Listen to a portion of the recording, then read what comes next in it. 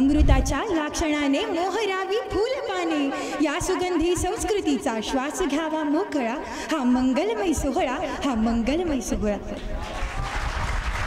स्वागतम स्वागतम सुस्वागतम. उमलत्या कळ्या परिवार आयोजित स्वरचित काव्यसंग्रह प्रकाशन सोहळा आणि भव्य राज्यस्तरीय स्वरचित काव्यवाचन स्पर्धेच्या बक्षीस वितरण समारंभात मी शशिकांत शिंदे आणि मी अंकिता कसबे आपल्या सर्वांचं मनापासून स्वागत करतो. मंडळी, आज आपल्या कार्यक्रमाला अनेक दिग्गज मान्यवरांची उपस्थिती आपल्याला लाभली आहे. त्या सर्वांचं मंचावर आपण स्वागत करूया. सर्वप्रथम आपल्या कार्यक्रमाचे अध्यक्ष व मॉडर्न महाविद्यालयाचे प्राचार्य तसेच कविवर्य डॉक्टर राजेंद्र झुंजारराव सर यांचं मंचावर स्वागत. त्यांना विनंती की त्यांनी सन्मानपूर्वक मंचावर स्थानपन्न व्हावं. पुणे महानगरपालिकेच्या समाज विकास विभागातले सहाय्यक समाज विकास अधिकारी राजेंद्र मोरे सर यांना मी विनंती करतो की त्यांनी मंचावर स्थानपन्न व्हावं. त्यांचंही स्वागत.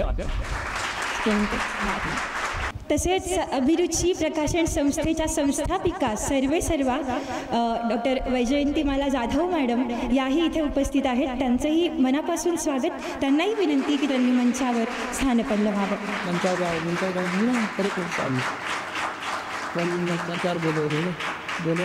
जाधव मॅडमना विनंती की त्यांनी मंचावर यावं व सन्मानपूर्वक स्थानपन्न व्हावं. ज्यांनी आपल्या काव्यसंग्रहाचं डिझाईन बनवलं आहे असे आपले समीर निर्लेकर सर, त्यांनाही मी विनंती करतो की त्यांनी मंचावर स्थानपन्न व्हावं. त्यांचंही मनापासून स्वागत. मंडळी, व्याख्याते व कविवर्य श्री गणेशजी शिंदे सर थोड्याच वेळात उपस्थित राहतात. बरं मंडळी, काय सांगू राणी मला गाव सुटना, कसं सांगू राणी मला गाव सुटना. तुमच्या टाळ्यांच्या प्रतिसादातूनच कळतं की तुम्ही हे गाणं ऐकलंच असणार. ऐकलंय ना? मग ते गाणं कुणी लिहिलंय हे तुम्हाला माहिती आहे का? अरे नाही रे, आपले जे व्याख्याते येत आहेत ना आणि कविवर्य आपले गणेश शिंदे सर, त्यांचं हे लिखित गाणं आहे. अर्पुनी सुगंधित पुष्पांच्या माळा करुणी गीतांचे गुंजन. अर्पुनी सुगंधित पुष्पांच्या माळा करुणी गीतांचे गुंजन. मान्यवर मंचावरील मान्यवर आता करतील दीप प्रज्वलन आणि प्रतिमा पूजन. सर्व मान्यवरांना मी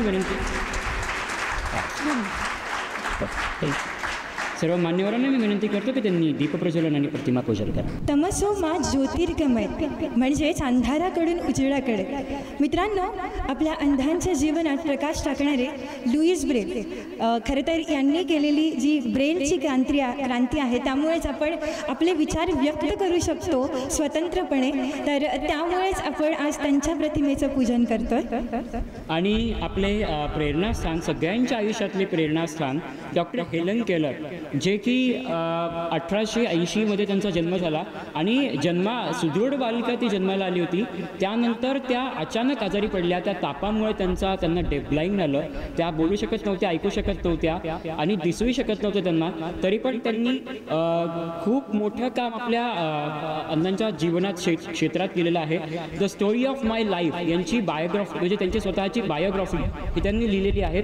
खूप मोठ्या ऑथर आहेत त्या वकीलही आहेत. तर त्या अशा म्हणजे एवढं सगळं असून सुद्धा आपल्यासाठी प्रेरणास्थान असलेल्या या डॉक्टर हेलन केलर यांच्याही प्रतिमेचं पूजन आपण आज करत आहोत. काय रे शशी, आपल्या रसिकांना सगळं कळतं, तर कशाला सांगतोस सगळ्या गोष्टी? नाही, कसं आहे माहिती आहे का अंकिता, सगळ्यांना सांगितलं पाहिजे ग. कसं आहे, माझं नाव शिंदे आहे, त्यामुळं माझं कामच आहे की शिकवणं. ओके, त्यामुळे तुम्हाला बोलू नकोस कशाला शिकवतोस म्हणून.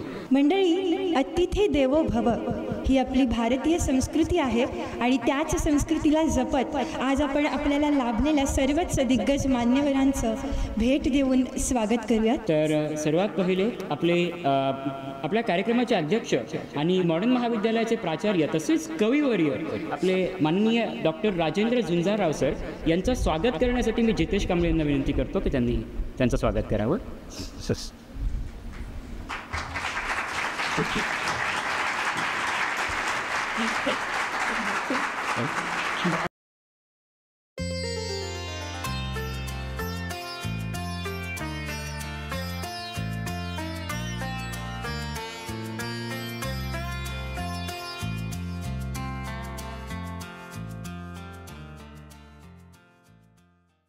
तर थोड्याच वेळात आपले मान्यवर ज्यांचं की काय सांगू आणि मला गाव सुटणं हे गाणं आपण ऐकलं थोड्याच वेळात, म्हणजे माझ्या बेसूर आवाजात ऐकलं.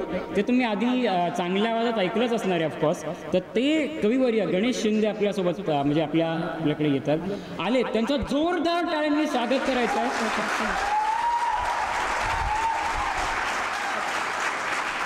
क्या बात है, क्या बात है. टाळ्यांचा आवाज थांबता कामा नये. क्या बात आहे, असं चालू राहू द्या, चालू राहू द्या. सरांना विनंती की त्यांनी मंचावर येऊन सन्मानपूर्वक स्थानपन्न व्हावं. आपल्या गणेश शिंदे सरांचं स्वागत करण्यासाठी मी श्रद्धा शिंदे यांना आमंत्रित करते. बघा कसं आहे बघा, मी म्हटलं ना मी शिंदे आहे, तर शिंदेचं स्वागत करतात. बघा टाळ्यांचा प्रतिसाद जरा जोरदार येऊ द्या शिंदेसाठी. आणि मी अनाऊन्स करणारा पण शिंदे, आणि अनाऊन्स करणारा शिंदे, माझ्यासाठी येऊ द्या टाळ्या जरा. क्या बात आहे, क्या बात आहे. सरांसोबत सचिन पवार सर आले त्यांच्यासाठी. सरांसोबत सचिन सर सुद्धा आले. तर काय होतं सचिन पवार सर गणेश यादव. गणेश सरांसोबत सचिन पवार सर सुद्धा आले, तर त्यांचं स्वागत करण्यासाठी मी सूरज रेपाळी यांना आमंत्रित करते.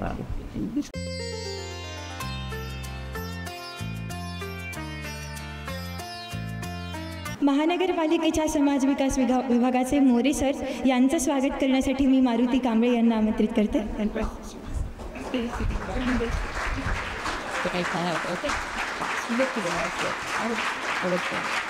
टाळ्यांचा प्रतिसाद जरा कमी येतोय का?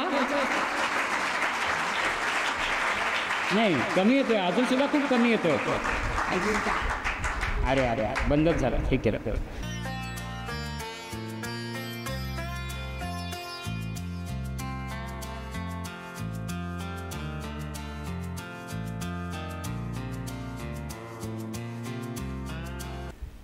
आपल्या अभिरुची प्रकाशन संस्थेच्या सर्वेसर्वा संस्थापिका डॉक्टर जाधव मॅडम यांचं स्वागत मी लक्ष्मी हुले हिला आमंत्रित करतो की तिने करावं.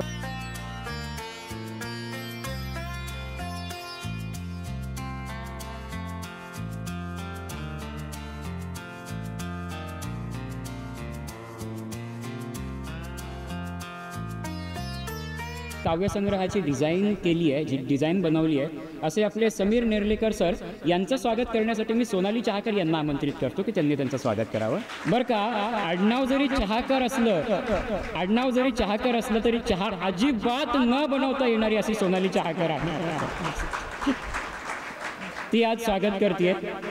शक्यतो तिच्याच हातचा चहा. ए शशी, बोल ना.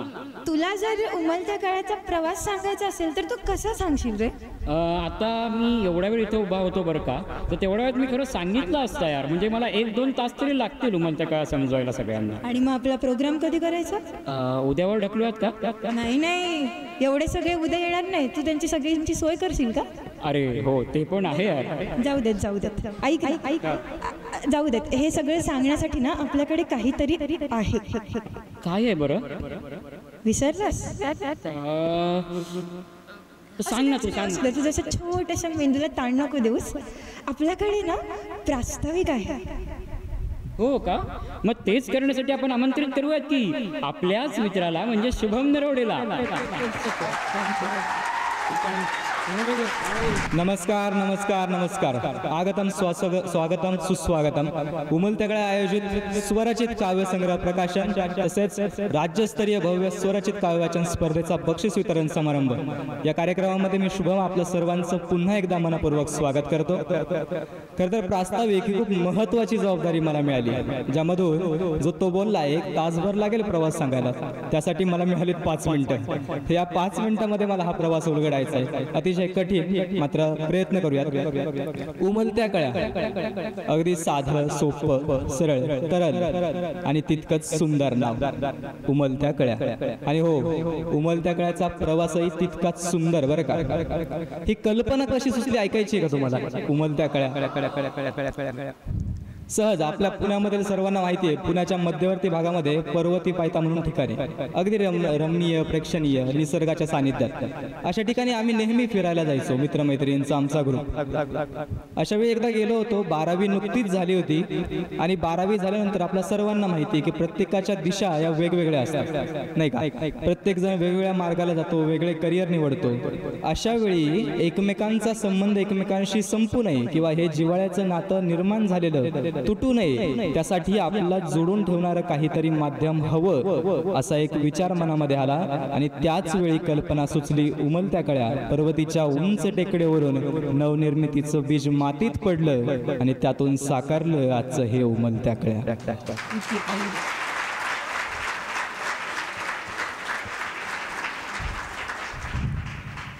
3.5 मुहूर्तापैकी एक महत्वाचा मुहूर्त मानला जातो गुढीपाडवा. अशा गुढीपाडव्याच्या सुवर्ण मुहूर्तावर उमलत्या कळ्याचा हा प्रवास सुरू झाला. यूट्यूब, इन्स्टा चॅनलच्या माध्यमातून हा प्रवास सुरू झाला. जवळपास 1 वर्ष, आता 1 वर्ष, 1.25 वर्ष झालं. 1.25 वर्ष हा प्रवास आपण सातत्यानं करतोय. तो हे ते केवळ तुमच्या प्रेक्षकांच्या या जो टाळ्यांचा गडगडाट आहे ना, त्या गडगडाच्या जीवावर, त्या जीवावर आपण हा प्रवास करतोय. तुमचं मार्गदर्शन, प्रोत्साहन कायम आहेच. उमलत्या काळाच्या या प्रवासामध्ये अनेक टप्पे आले, कधी नकारात्मक, कधी सकारात्मक. महानगरपालिकेचा, पुणे महानगरपालिकेचा दिव्यांग क्षेत्र विशेष पुरस्कार असो, MIT महाविद्यालयाचा तर्फे सन्मान असो किंवा इतर काही संस्थांच्या तर्फे सन्मान, अशा बऱ्याच ठिकाणी उमलत्या काळाच्या टीमचा सन्मान झाला. आणि हा सन्मान म्हणजे उमलत्या काळा टीम करत असलेल्या कार्याची पोचपावतीच होती. खरं तर नकारात्मकता आणि सकारात्मक असे 2 पैलू असतात आणि ते प्रत्येक ठिकाणी असतात. नकारात्मक प्रत्येक ठिकाणी असते. म्हणजे साधी गोष्ट आहे, 11 जणांचा हा आपला समूह, ज्यामध्ये आदित्य डापसे, सूरज रेपाळे, शशिकांत शिंदे, अंकिता कसबे, जितेश कांबळे, मारुती कांबळे, शुभम नरवडे, लक्ष्मी हुले, मुस्कान परदेशी, सोनाली चहाकर आणि श्रद्धा शिंदे अशा 11 विद्यार्थ्यांचा समावेश आहे. तर हे 11 पिल्लं एका छताखाली राहायचं म्हणलं की भांड्याला भांड कधी लागतच. साहजिक गोष्ट आहे. म्हणजे सासू सुना जेव्हा घरात राहतात, अख्खा महाराष्ट्र बघतोय काय होतं. तर अशा सासू सुना टाईप असे सगळे 11 मेंदू एकत्र म्हटल्यावरती वादविवाद कधी होतात. कधी कोणाला राग येतो, कधी कोणामध्ये इगो जागा होतो, मीच का करायचं, तू का नाही, मग तू करत नाही तर मी का करू, असंही कधी कधी होतं. मात्र या सगळ्याच्या पलीकडे जाऊन या टीमला एकत्र जोडून ठेवणारे फक्त 2च गुण, एक आपलेपणा आणि 2 अंतरंगातली भावना, समजूतदारपणा. बस हे 2च गुण, आपलेपणा आणि समजूतदारपणा, या 2 गुणांच्या जीवावर, या 2 पैलूंच्या जीवावर उमलत्या काळा परिवार आज उभा आहे. त्यानंतर पुढे आपण याच चॅनलच्या माध्यमातून आपल्या पहिल्या वर्धापन दिनाच्या निमित्तानं 9 एप्रिल 2025 रोजी राज्यस्तरीय स्वरचित काव्यवाचन स्पर्धा यूट्यूब चॅनलच्या माध्यमातून आयोजित केली. आणि त्यामध्ये इतक्या दर्जेदार स्पर्धकांनी समावेश घेतला होता की मी परीक्षकांशी बोलत असताना त्यांनी सांगितलं की मला हे काम जमत नाही. म्हणजे इतक्या दर्जेच्या परीक्षकांचं जर असं मत येत असेल की मला हे काम जमत नाही किंवा मी 5 नंबर काढल्यानंतर बाकी वरती अन्याय करतोय अशी भावना माझ्या मनामध्ये येते, यावरून आपण कल्पना करू शकतो की किती दर्जेदार कविता होत्या. याच दर्जेदार कवींच्या सन्मानासाठी हा बक्षीस वितरण सोहळा सुद्धा या मंचावरती होणार आहे. त्यानंतर पुढे आपला पहिला एम होता उमलत्या कळ्या काव्य संग्रह, आणि हा आजचा सुंदर आयोजित झालेला कार्यक्रम. खरं तर कार्यक्रम कुठलाही म्हटला की आर्थिक नियोजन हे फार महत्त्वाचं असतं. त्या आर्थिक नियोजन साठी आपल्याला पाठबळ देणाऱ्या आपल्या कोरेगाव पार्क अंधशाळा असेल, कोथरूड अंधशाळा असेल, BMCC, MMCC, modern, SP, Fergusson colleges असतील, श्री संत गाडगे बाबा विद्यालय असेल, महिला आश्रम विद्यालय असेल, या सर्व विद्यालयातल्या शिक्षक वृंदांनी आपल्याला आर्थिक सहकार्य केलं. इतर काही रिडर्सने आपलं आर्थिक सहकार्य केलं, ज्यामधून आजचा हा कार्यक्रम फुलला आहे. खरं तर कार्यक्रमाच्या सुरुवातीला अनुभवाची कमी होती आणि माहितीचा अभावही होता. मात्र नितीन बानगुडे पाटील म्हणतात की तुम्ही फक्त सुरुवात करा, सारी सृष्टी तुमच्या पाठीशी उभी राहते. तुम्ही फक्त सुरुवात करा, सारी सृष्टी तुमच्या पाठीशी उभी राहते. आम्ही केवळ सुरुवात केली, आज तुमच्या सर्वांच्या रूपात सारी सृष्टी इथे अवतरली आहे.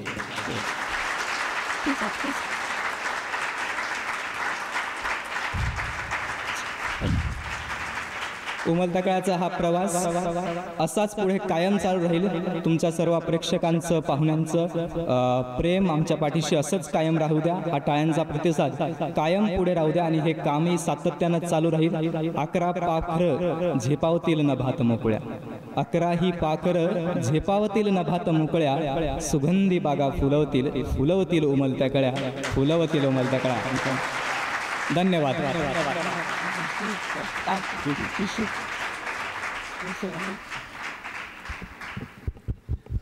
धन्यवाद शुभम. धन्यवाद शुभम. खूप मोठी जबाबदारी पार पडलीत. मला तर नावं पण पाठ नव्हती रे 11 जणांची. तुला नावं पाठ होती. क्या बात आहे यार, खूप मस्त. क्या शुभमसाठी एकदा जोरदार टाळ.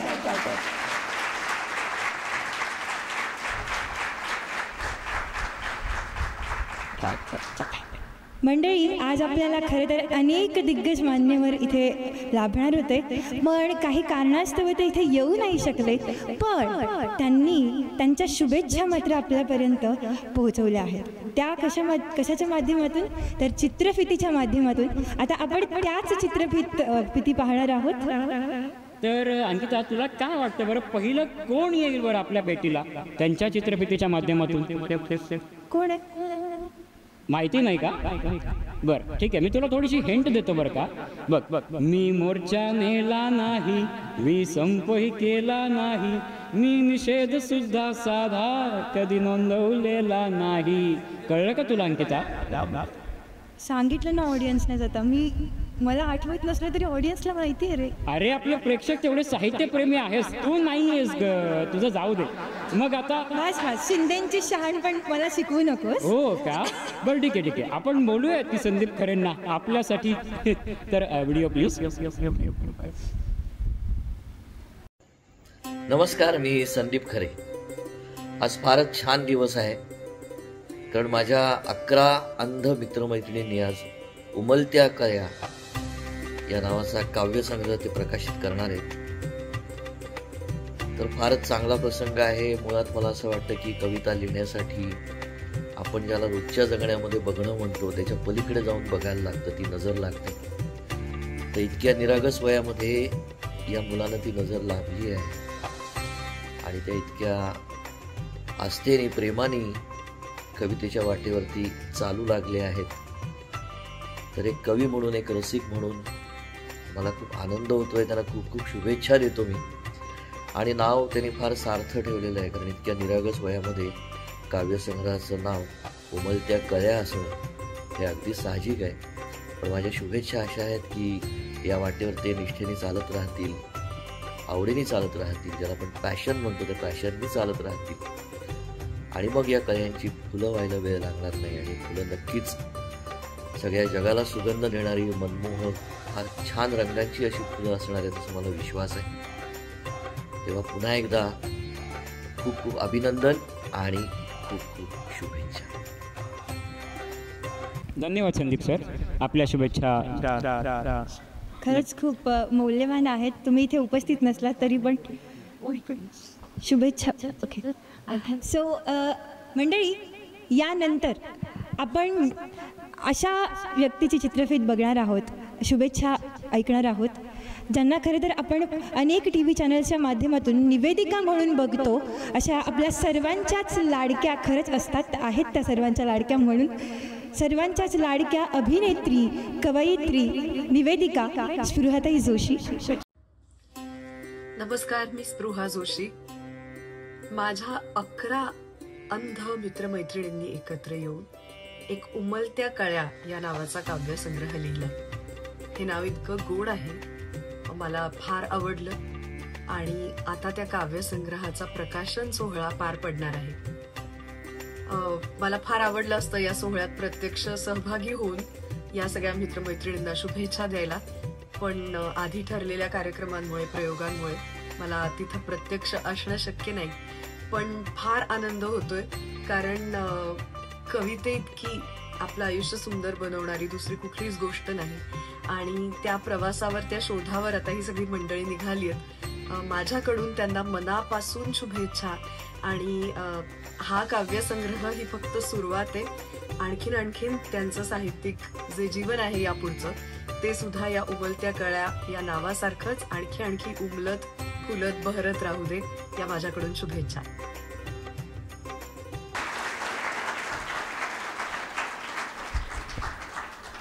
धन्यवाद स्पृहाताई. आता कोण आहे ओळखा बरं तुम्ही. नाही नाही नाही नाही काहीतरीच काय बोलताय तुम्ही, थांबा जरा. ओळखा. आता बाबा गंगे, मी आता येणार आहे बरं, लक्षात ठेवा बरं. तर बोलूयात की आपण आपल्या लाडक्या आपल्या मकरंद सरांना. तर व्हिडिओ प्लीज. नमस्कार. आज खूप आनंदाचा सोहळा आहे. पुणे शहरात शिक्षण घेणाऱ्या 11 अंध मित्रमैत्रिणींनी मिळून उमलत्या कळ्या नावाचा काव्यसंग्रह लिहिला आहे आणि तो आज प्रकाशित होतो आहे. आणि माझ्यासाठी ही खूप आनंदाची, कौतुकाची, अभिमानाची बाब आहे. दृष्टी महत्त्वाची नसते तर दृष्टिकोन महत्त्वाचा असतो, हे या सर्व मित्रमैत्रिणींनी आपल्या या कृतीतून सिद्ध केलं आहे असं मला वाटतं. आजच्या उमलत्या कळ्याच्या प्रकाशन सोहळ्याला माझ्याकडनं मनापासून भरभरून हार्दिक शुभेच्छा. धन्यवाद. धन्यवाद मकरंद सर. मित्रांनो, अवघ्या महाराष्ट्राला आपल्या विनोदाने खळखळून हसवणारे हास्य सम्राट. कार्यक्रमात थोडासा बदल होतोय. आपले गणेशजी शिंदे सर यांना जायचं आहे थोडंसं लवकर, त्यामुळे आपण त्यांचं मनोगत आता ऐकणार आहोत. सरांना विनंती की त्यांनी सर्व प्रेक्षकांसोबत संवाद साधावा. क्षमस्व. अजून थोडासा बदल होतोय.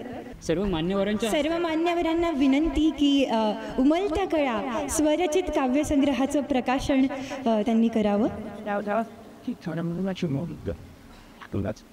जोरदार टाळ्यांच्या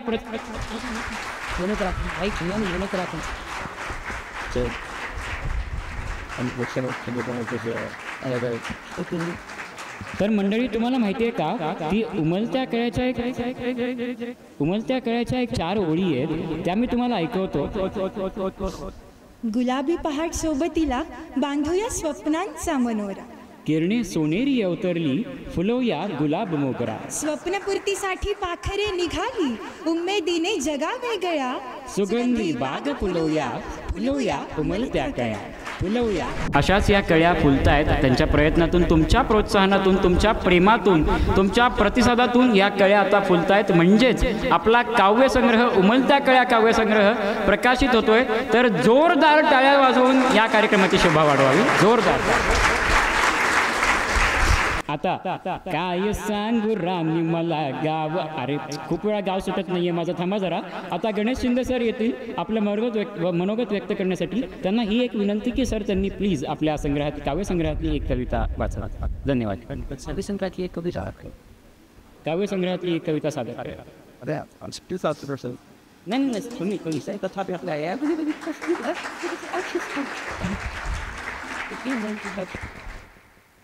नमस्कार. तुम्हा सगळ्यांना भेटून मला खूप आनंद झाला आहे. खरं तर गेल्या 15 दिवसापासून ही सगळी मंडळी आणि मी संपर्कात होतो.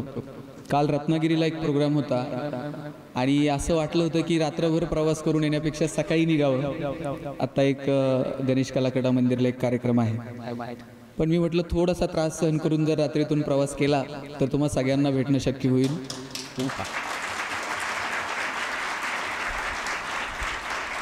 मी माझे मित्र आहेत सचिन पवार, संत साहित्याचे गाडे अभ्यासक आहेत, त्यांनाही विनंती केली की म्हटलं तुम्ही चला आपण सगळेजण ह्या कार्यक्रमाला जाऊ. आणि तुम्हाला पाहिल्यानंतर मला असं वाटलं की मी जर या कार्यक्रमाला आलो नसतो तर मी खूप मोठी जगण्याकडे बघण्याची दृष्टी गमावून बसलो असतो.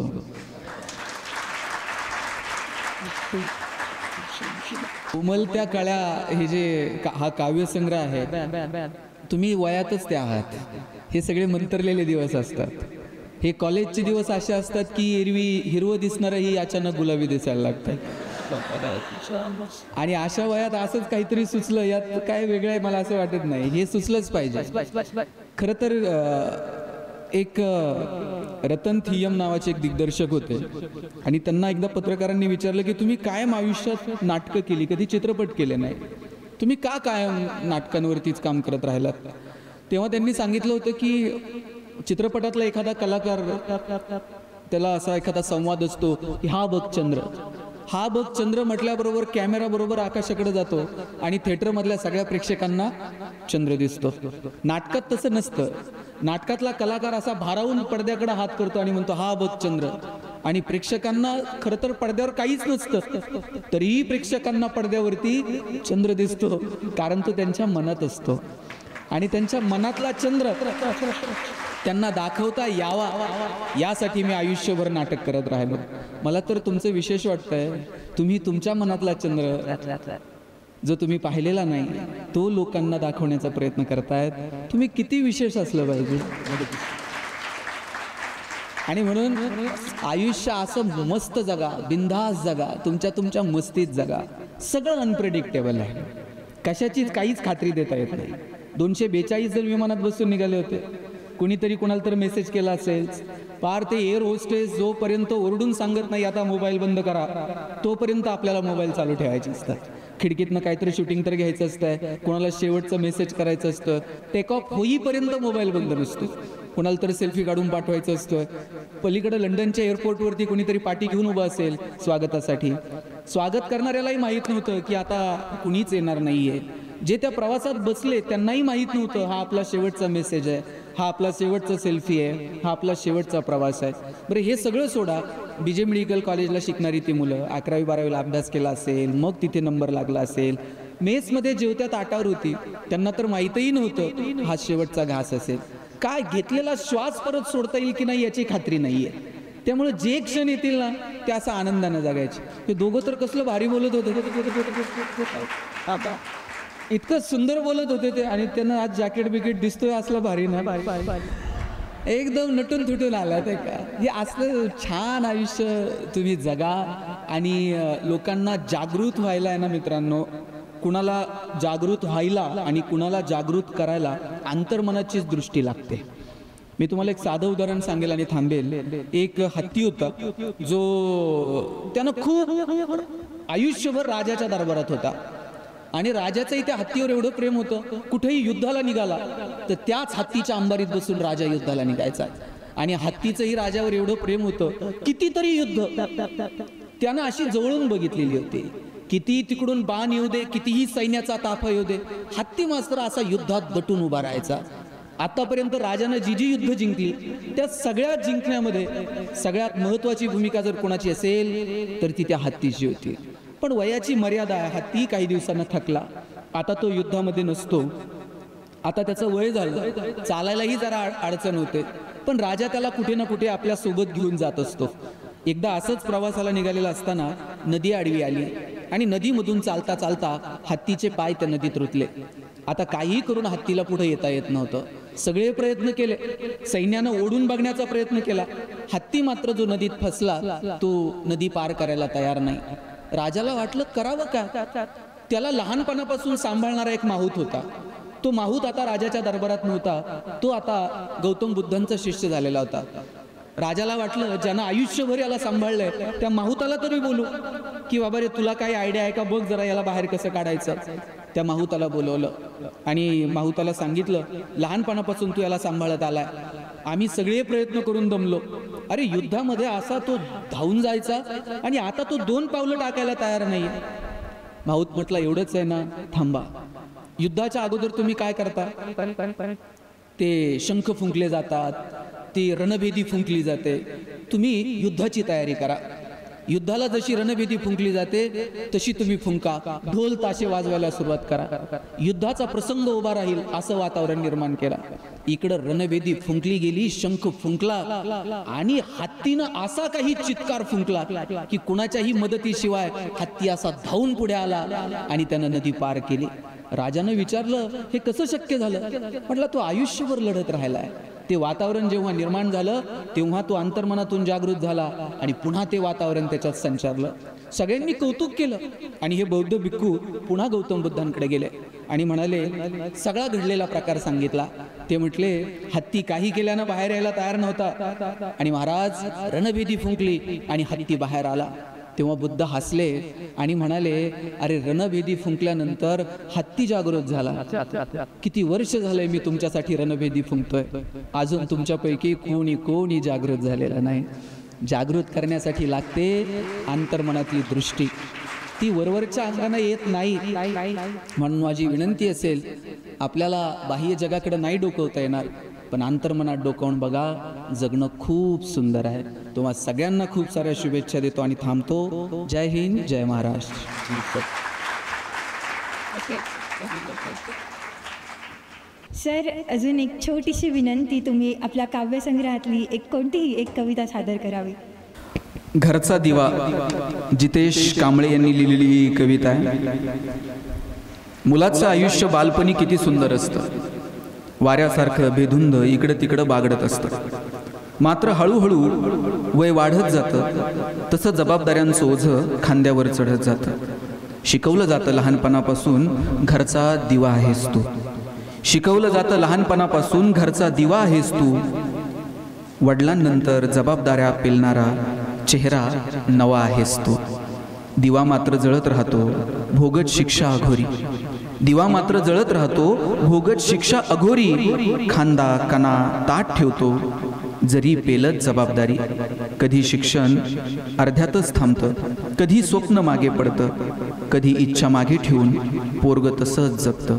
मुलांचं आयुष्य बालपणी किती सुंदर असतं, वाऱ्यासारखं बेधुंद इकडे तिकडे बागडत असतं. खूप साऱ्या शुभेच्छा. Thank you so much.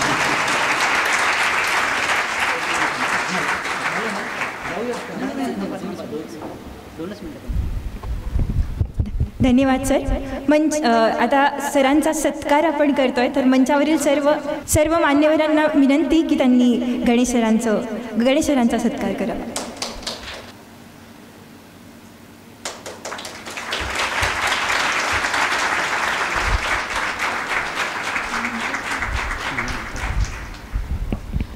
सरांना आपण खूप काय म्हणतात त्याला छोटीशी भेट देतोय. आपला म्हणजे खूप छोटीशी भेट देतोय. सरांचं खूप मोठं काय म्हणतात त्याला आहे काम, व्याख्याते आहेत आणि आपण आता कविता ऐकलीच त्यांच्या आवाजात. खरंच मला असं भरून आलं, म्हणजे ती कविता मी अशी ऐकली होती आणि सरांच्या आवाजातही ऐकली, खूप मस्त वाटलं.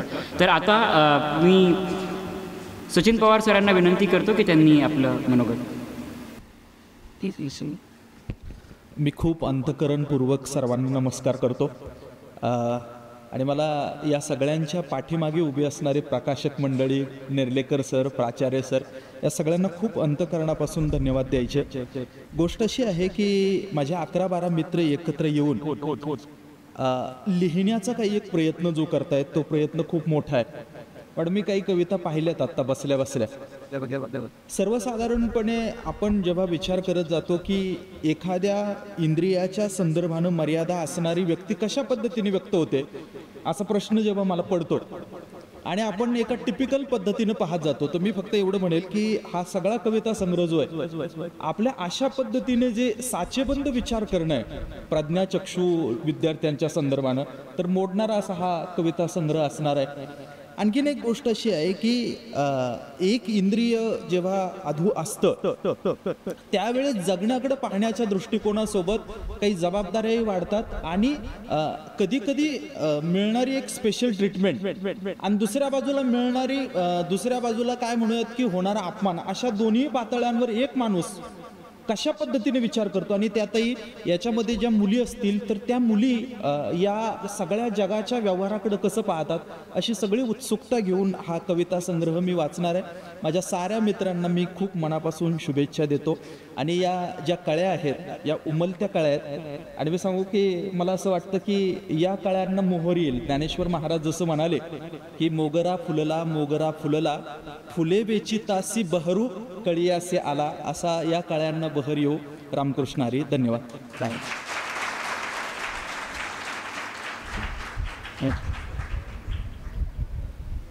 धन्यवाद सर. आता आपण वळूयात. उर्वरित चित्रफिती आपल्या राहिल्या होत्या, त्या चित्रफितींकडे आपण वळूयात.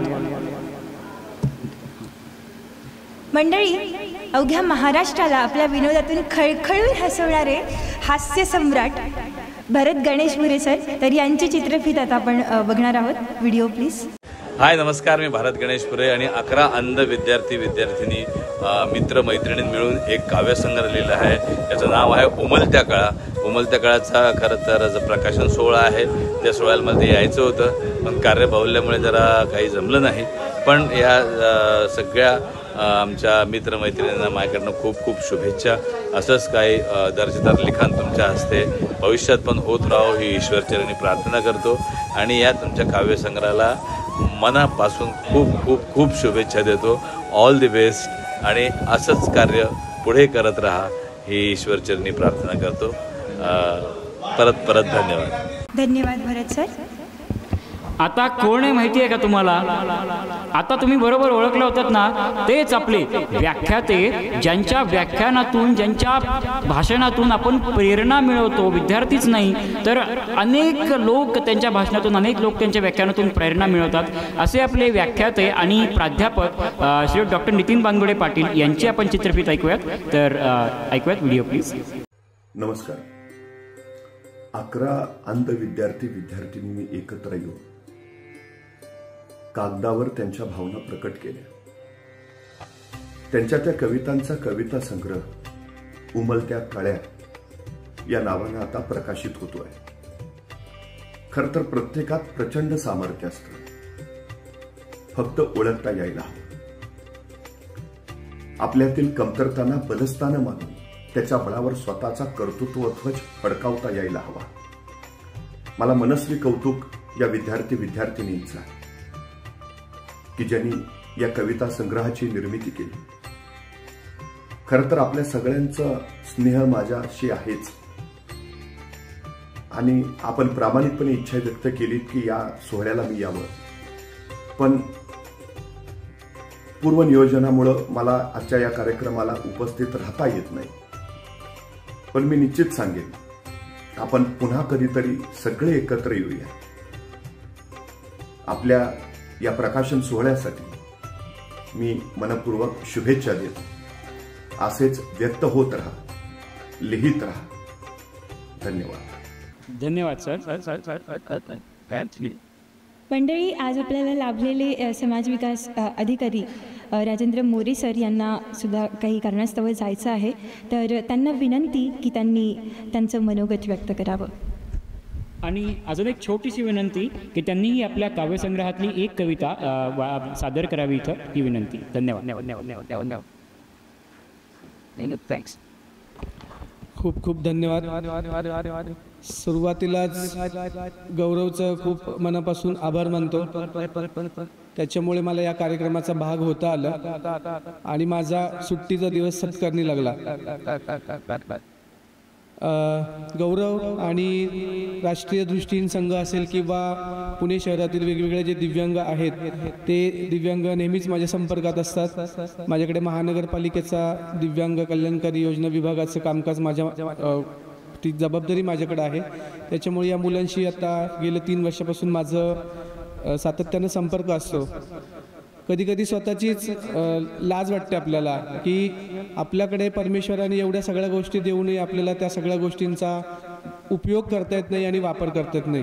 मात्र ही जी मुलं आहेत, आता शासनानं सुद्धा त्यांना अपंग म्हणायला बंदी घातलेली आहे. आपण त्यांना दिव्यांग असा शब्द वापरतो आणि त्याच्यातूनही ही जी मुलं आहेत ही दिव्य दृष्टी असलेली आहेत.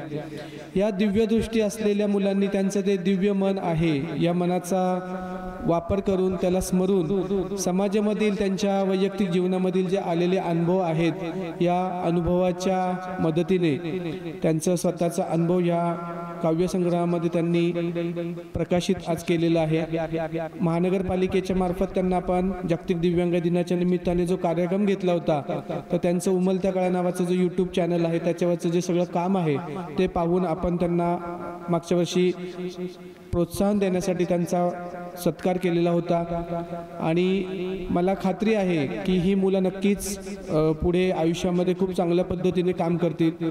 पुणे महानगरपालिकेच्या मार्फत ज्या योजना आहेत, आपल्याकडे जवळजवळ 13 प्रकारच्या वेगवेगळ्या योजना आहेत की ज्या दिव्यांगांसाठी तयार केलेल्या आहेत. त्याला नियम अटी आहेत.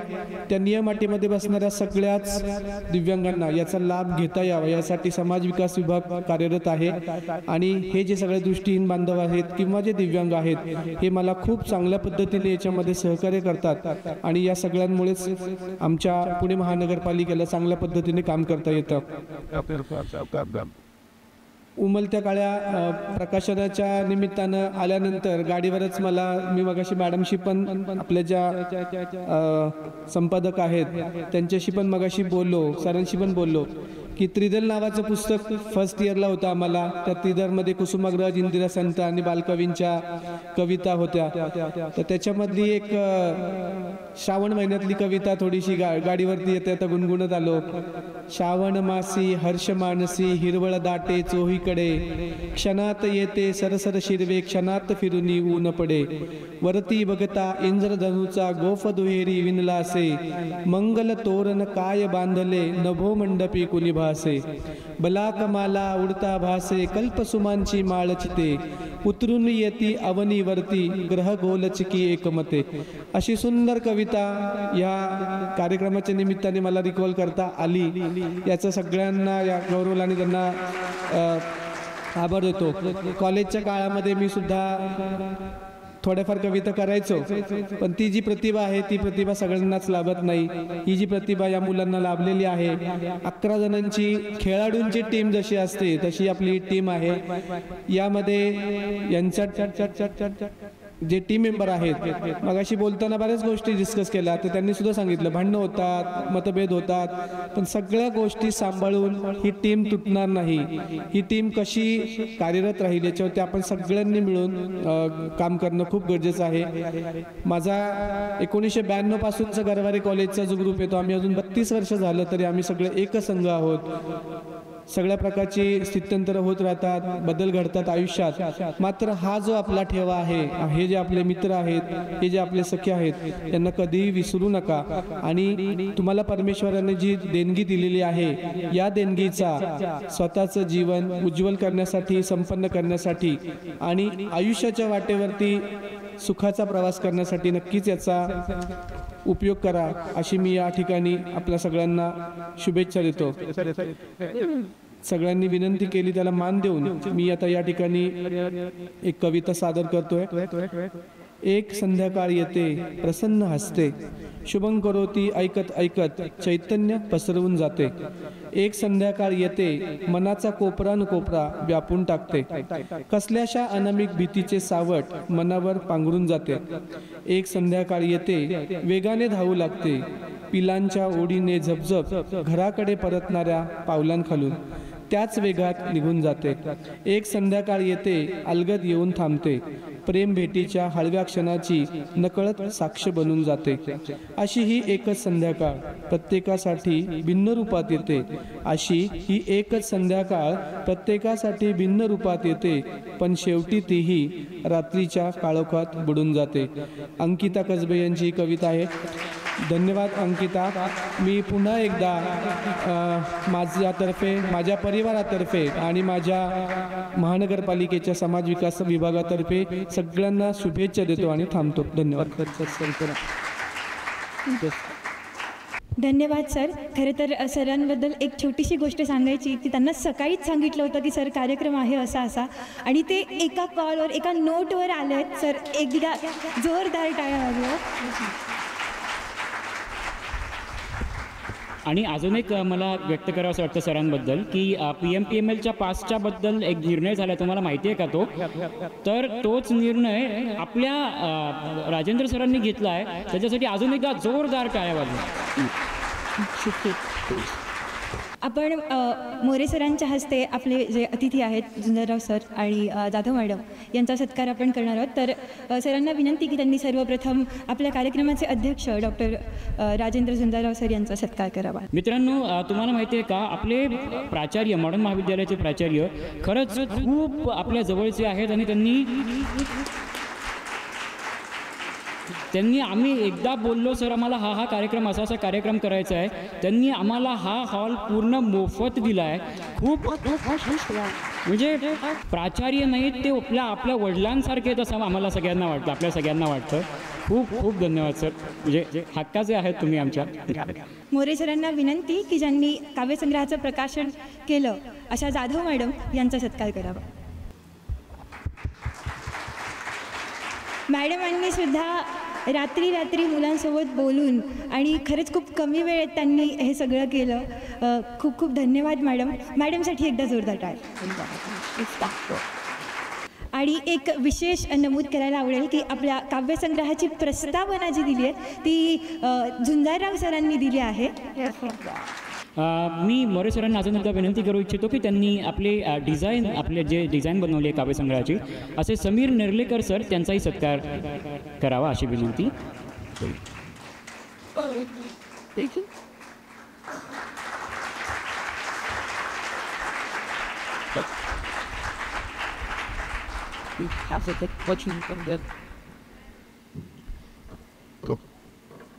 मंडळी, आता आपल्या कार्यक्रमाच्या एका दुसऱ्या टप्प्याकडे आपण वळणार आहोत.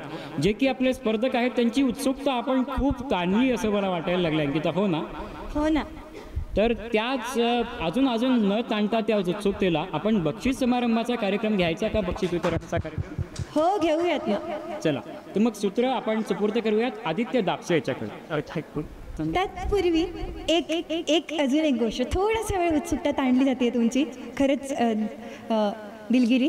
पण त्यापूर्वी आपण आपल्या परीक्षकांचं मत ऐकूया. तर आपले परीक्षक गौरव मालक यांना विनंती की त्यांनी त्यांचं मत व्यक्त करा.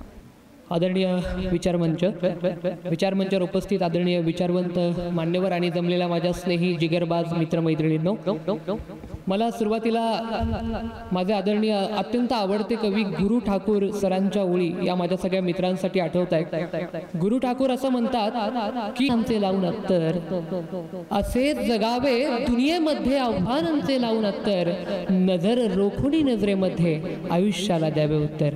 नजर रोखुनी नजरेमध्ये आयुष्याला द्यावे.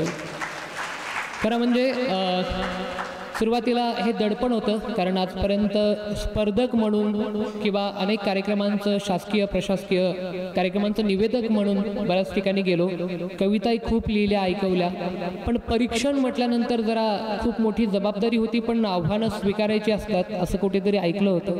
म्हटलं जरा करूया. इतक्या दर्जेदार कविता तुम्ही सगळ्यांनी लिहिल्या आहे. मी सुरुवातीलाच आयोजकांना म्हटलं की या सगळ्या कविता इतक्या उत्तम दर्जाच्या आहेत की त्यातनं आपण नंबर काढणं ही खरं तर अत्यंत अनैतिकता असेल, परंतु तो फॉर्मॅलिटीचा भाग आहे. तुम्ही माझ्यासाठी सगळे प्रथम क्रमांकाचे आहात, त्यामुळे ज्या स्पर्धकांनी भाग घेतला त्यांच्यासाठी एकदा जोरदार टाळ्या वाजवल्या. मला कल्पना आहे की झुंजारराव सरांना उशीर होतोय, पण तरी सुद्धा हक्क आहे आपला मुलगा म्हणून वेळ घेतो थोडासा, ते जमतं आपल्याला. आणि या संपूर्ण कार्यक्रमासाठी माझे हे छोटे बांधव जेव्हा धडपडत होते, प्रचंड त्यांची मेहनत आणि त्यांच्यातला जो उत्साह आहे सगळ्या उमलत्या टीमचा, तो इतका अफलातून आहे की तो मला सुद्धा खूप प्रेरणा देणारा उत्साह आहे. आणि त्यांच्यासाठी म्हणून मी काही ओळी लिहिल्या त्या तुम्हाला सगळ्यांना ऐकवतो की प्रभातीच्या प्रहरी या सप्तरंगी सूर आले, प्रभातीच्या प्रहरी या सप्तरंगी सूर आले, अंतरंगी भावनांचे कोवळे अंकुर झाले. प्रभातीच्या थँक्यू प्रभातीच्या प्रहरी या सप्तरंगी सूर आले, अंतरंगी भावनांचे कोवळे अंकुर झाले. ध्येय वेड्या पाखरांचा स्नेह वेडा किलबिलाट. ही सगळी पाखरं आहेत, त्यामुळे ध्येय वेड्या पाखरांचा स्नेह वेडा किलबिलाट, काळोखाला भेदणारी उमलती ती प्रकाशवाट. श्वास वेडा स्वप्न वेडे, मनातील संचित बोले, अंतरंगी भावनांचे कोवळे अंकुर झाले. तर ही खूप खूप आपलातून मंडळी आहेत आणि सगळ्यांच्या स्वभावामध्ये एक विनम्रता आहे. मी तुम्हा सगळ्या 11 जणांना विनंती करेल की तुमच्यातली ही विनम्रता अशीच तुम्ही कायम टिकून राहू देत. आणि मी त्यांना खूप दिवसापासून सांगितलं की तुम्हाला मी एक सरप्राईज देणार आहे. ते सरप्राईज काय मी आज या भाषणात सांगेन म्हणून. तर ते सरप्राईज असं आहे, मी येणाऱ्या काळामध्ये धडपडणारी पाखरं नावाने एक पुस्तक लिहितोय, ज्यामध्ये 50 असे काही दिव्यांग बांधव ज्यांनी काहीतरी वेगळं अचीव केलंय त्यांची ती कहाणी असणार आहे प्रत्येकाची. आणि त्यामध्ये उमलत्या कळ्याच्या 11ही सदस्यांवरती मी लिहिणार आहे त्या पुस्तकामध्ये. हे माझं मला आता शब्द नाहीत त्यामुळे मी इथे रजा घेतो. पण स्पर्धक म्हणून तुम्ही सगळेच मला आवडलात, त्यामुळे ज्याचा नंबर नाही आला त्याच्या मनात माझी जागा प्लीज तशीच ठेवा. कारण तुमच्यासाठी हे यांनी काय बोलायचं तुम्हाला त्या टीमला बोला, कारण त्यांनी त्या नंबरची अट लावली होती म्हणून तेवढे काढावे लागले. पण तुम्ही सगळेच जिगरबाज आहात, त्यामुळे तुम्हाला सगळ्यांचं खूप खूप अभिनंदन करतो, खूप कौतुक करतो आणि शुभेच्छा देतो. धन्यवाद. धन्यवाद गौरवजी. यानंतर आपला लगेचच आपण बक्षीस वितरण सोहळ्याकडे जाऊयात. तर यापुढील सूत्र मी आदित्य डापसे यांच्याकडे सुपूर्त करते. नमस्कार नमस्कार नमस्कार. मी आदित्य डापसे पुनश्च एकदा सर्व मान्यवरांचं, प्रेक्षकांचं व स्पर्धकांचं मनापासून स्वागत करतो. तर मला माहीत आहे की आपल्या सर्वांना या क्षणाची आतुरतेने आपण सर्वजण वाट बघत होतात. तर जास्त विलंब न करता आपण बक्षीस समारंभाकडे वळूया. तर मी सर्वप्रथम उत्तेजनार्थ द्वितीय क्रमांकासाठी आमंत्रित करू इच्छितो ज्यांची कविता आहे नारीना जन्म घेणं पाप आहे. त्याच्या कवितेत 2 मिनिटं या स्पिरिटसाठी एकदा जोरदार टाळ्या वाजवा प्लीज. जोरदार झाला पाहिजे. मला वाटतं हा उत्साह आहे तो आयुष्यावर कधीही मंचावर आला नाही, त्याच्या उभ्या आयुष्यात तो मंचावर आला नाही. पहिल्यांदा येऊन तो इथे इतकं छान करतोय. मला वाटतं ही खूप कौतुकाची गोष्ट. Sorry for interrupt. सो आमंत्रित करूया या कवितेचे कवी सतीश पाटील यांना. मी मंचावरील सर्व मान्यवरांना विनंती करतो की त्यांनी सतीश पाटील यांचं बक्षीस व सन्मान चिन्ह देऊन सत्कार करायचा आहे.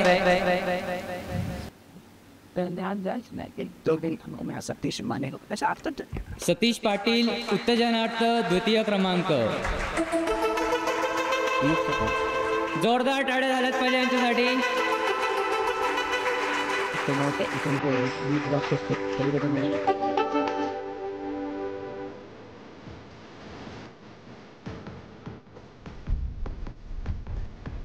धन्यवाद. त्यानंतर उत्तेजनार्थ प्रथम क्रमांक ज्यांची कविता आहे आयुष्य कसे जगावे, कवयित्री आहेत मधुरा शेट्टी यांना मी मंचावरती आमंत्रित करतो. उत्तेजनार्थ प्रथम क्रमांक. मी मंचावरील सर्व मान्यवरांना विनंती करतो की त्यांनी सन्मानचिन्ह व बक्षीस देऊन त्यांचा सत्कार करायचा आहे. कवितेच्या रंगात जिंकलात तुम्ही आज. कवितेच्या रंगात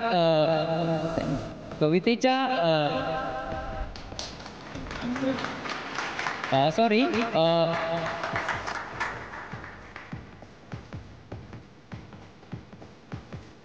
धन्यवाद. त्यानंतर मी आपल्या काव्य स्पर्धेच्या तृतीय क्रमांकासाठी आमंत्रित करतो. तृतीय क्रमांकासाठी मी आमंत्रित करतो मीत गोविंदवार यांना. जोरदार टाळ्या. मी मंचावरील सर्व मान्यवरांना विनंती करतो की त्यांनी सन्मानचिन्ह व बक्षीस देऊन मीत गोविंदवार यांचा सत्कार करायचा आहे.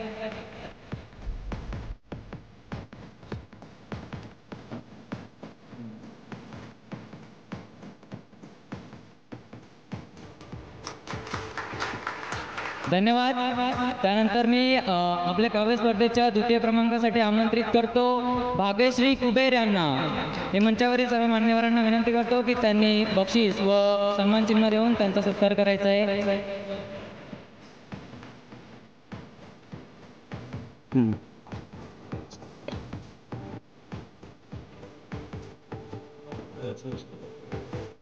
धन्यवाद. त्यानंतर मी आमंत्रित करतो प्रथम क्रमांकासाठी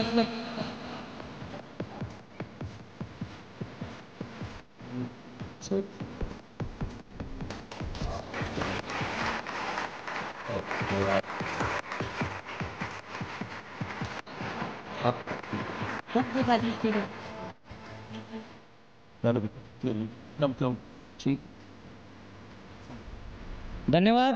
त्यानंतर उमलत्या कळ्या परिवार आयोजित भव्य राज्यस्तरीय काव्य स्पर्धेचा प्रथम क्रमांक जातोय स्वप्नील भैर यांना. मी मान्यवरांना विनंती करतो की 5,001 रुपये रोख रक्कम आणि सन्मानचिन्ह देऊन स्वप्नील भैर यांचा सत्कार करायचा आहे. ही पावती आहे तुमच्या प्रयत्नांची, तुमच्या कलेची खरी ओळख. ही पावती आहे तुमच्या प्रयत्नांची, तुमच्या कलेची खरी ओळख. असेच चमकत राहा, तुमची कला बहरत राहो निरंतर. धन्यवाद.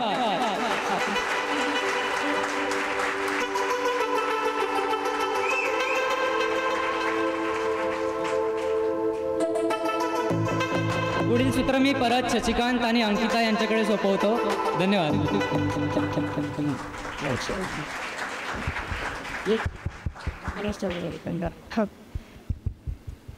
धन्यवाद. सर्व स्पर्धकांचे आभार, अभिनंदन.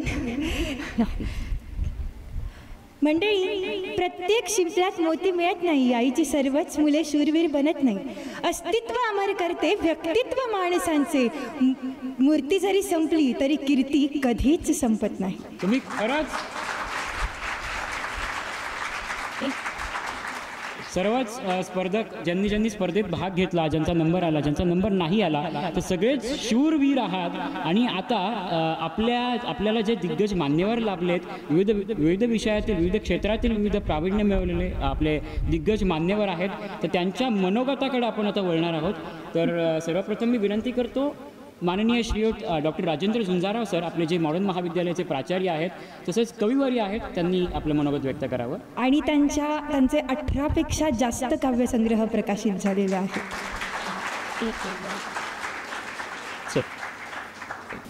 इतक्या आनंदाच्या आणि समाधानाच्या भावना, कौतुकाच्या भावना मनामध्ये आहेत की खरंच आज शब्द कमी पडतील भावना व्यक्त करायला, असं मला वाटत आहे. व्यासपीठावर उपस्थित असलेले सर्व मान्यवर, व्यासपीठाच्या समोर उपस्थित असलेले स्पर्धक, त्यांचे कुटुंबीय, ज्यांचे यामध्ये सत्कार झालेले आहेत असे मान्यवर, कविता संग्रह प्रकाशित ज्या गुणी विद्यार्थ्यांनी केलेला आहे ते सर्व विद्यार्थी, त्यांचे मित्रमैत्रिणी आणि कुटुंबीय आप्तेष्ट सर्वांचं या कार्यक्रमात महाविद्यालयातर्फे मी स्वागत करतो. अगदी कमी वेळेत पण माझ्या मनात ज्या भावना आहेत त्या व्यक्त करायचा प्रयत्न करणार आहे. प्रथमतः हे जे गुणी कवी आहेत, त्यांचे मित्रमंडळी आहेत, त्यांच्याबद्दल मी महाविद्यालयाचा प्राचार्य म्हणून सांगू इच्छितो. एकूण 12,000 विद्यार्थी मॉडर्न महाविद्यालयात शिकतात. साधारणपणे 80 अतिशय गुणी असे आमचे दिव्यांग विद्यार्थी महाविद्यालयात आहेत. इतर विद्यार्थ्यांइतकाच किंबहुना थोडा जास्त ॲक्सेस म्हणूया प्राचार्य कक्षामध्ये. त्यांना ज्यावेळेस वाटेल की आपल्याला सरांना भेटायचं आहे, ते सांगतील की त्यावेळेस त्यांच्यासाठी दार आनंदाने उघडं असतं.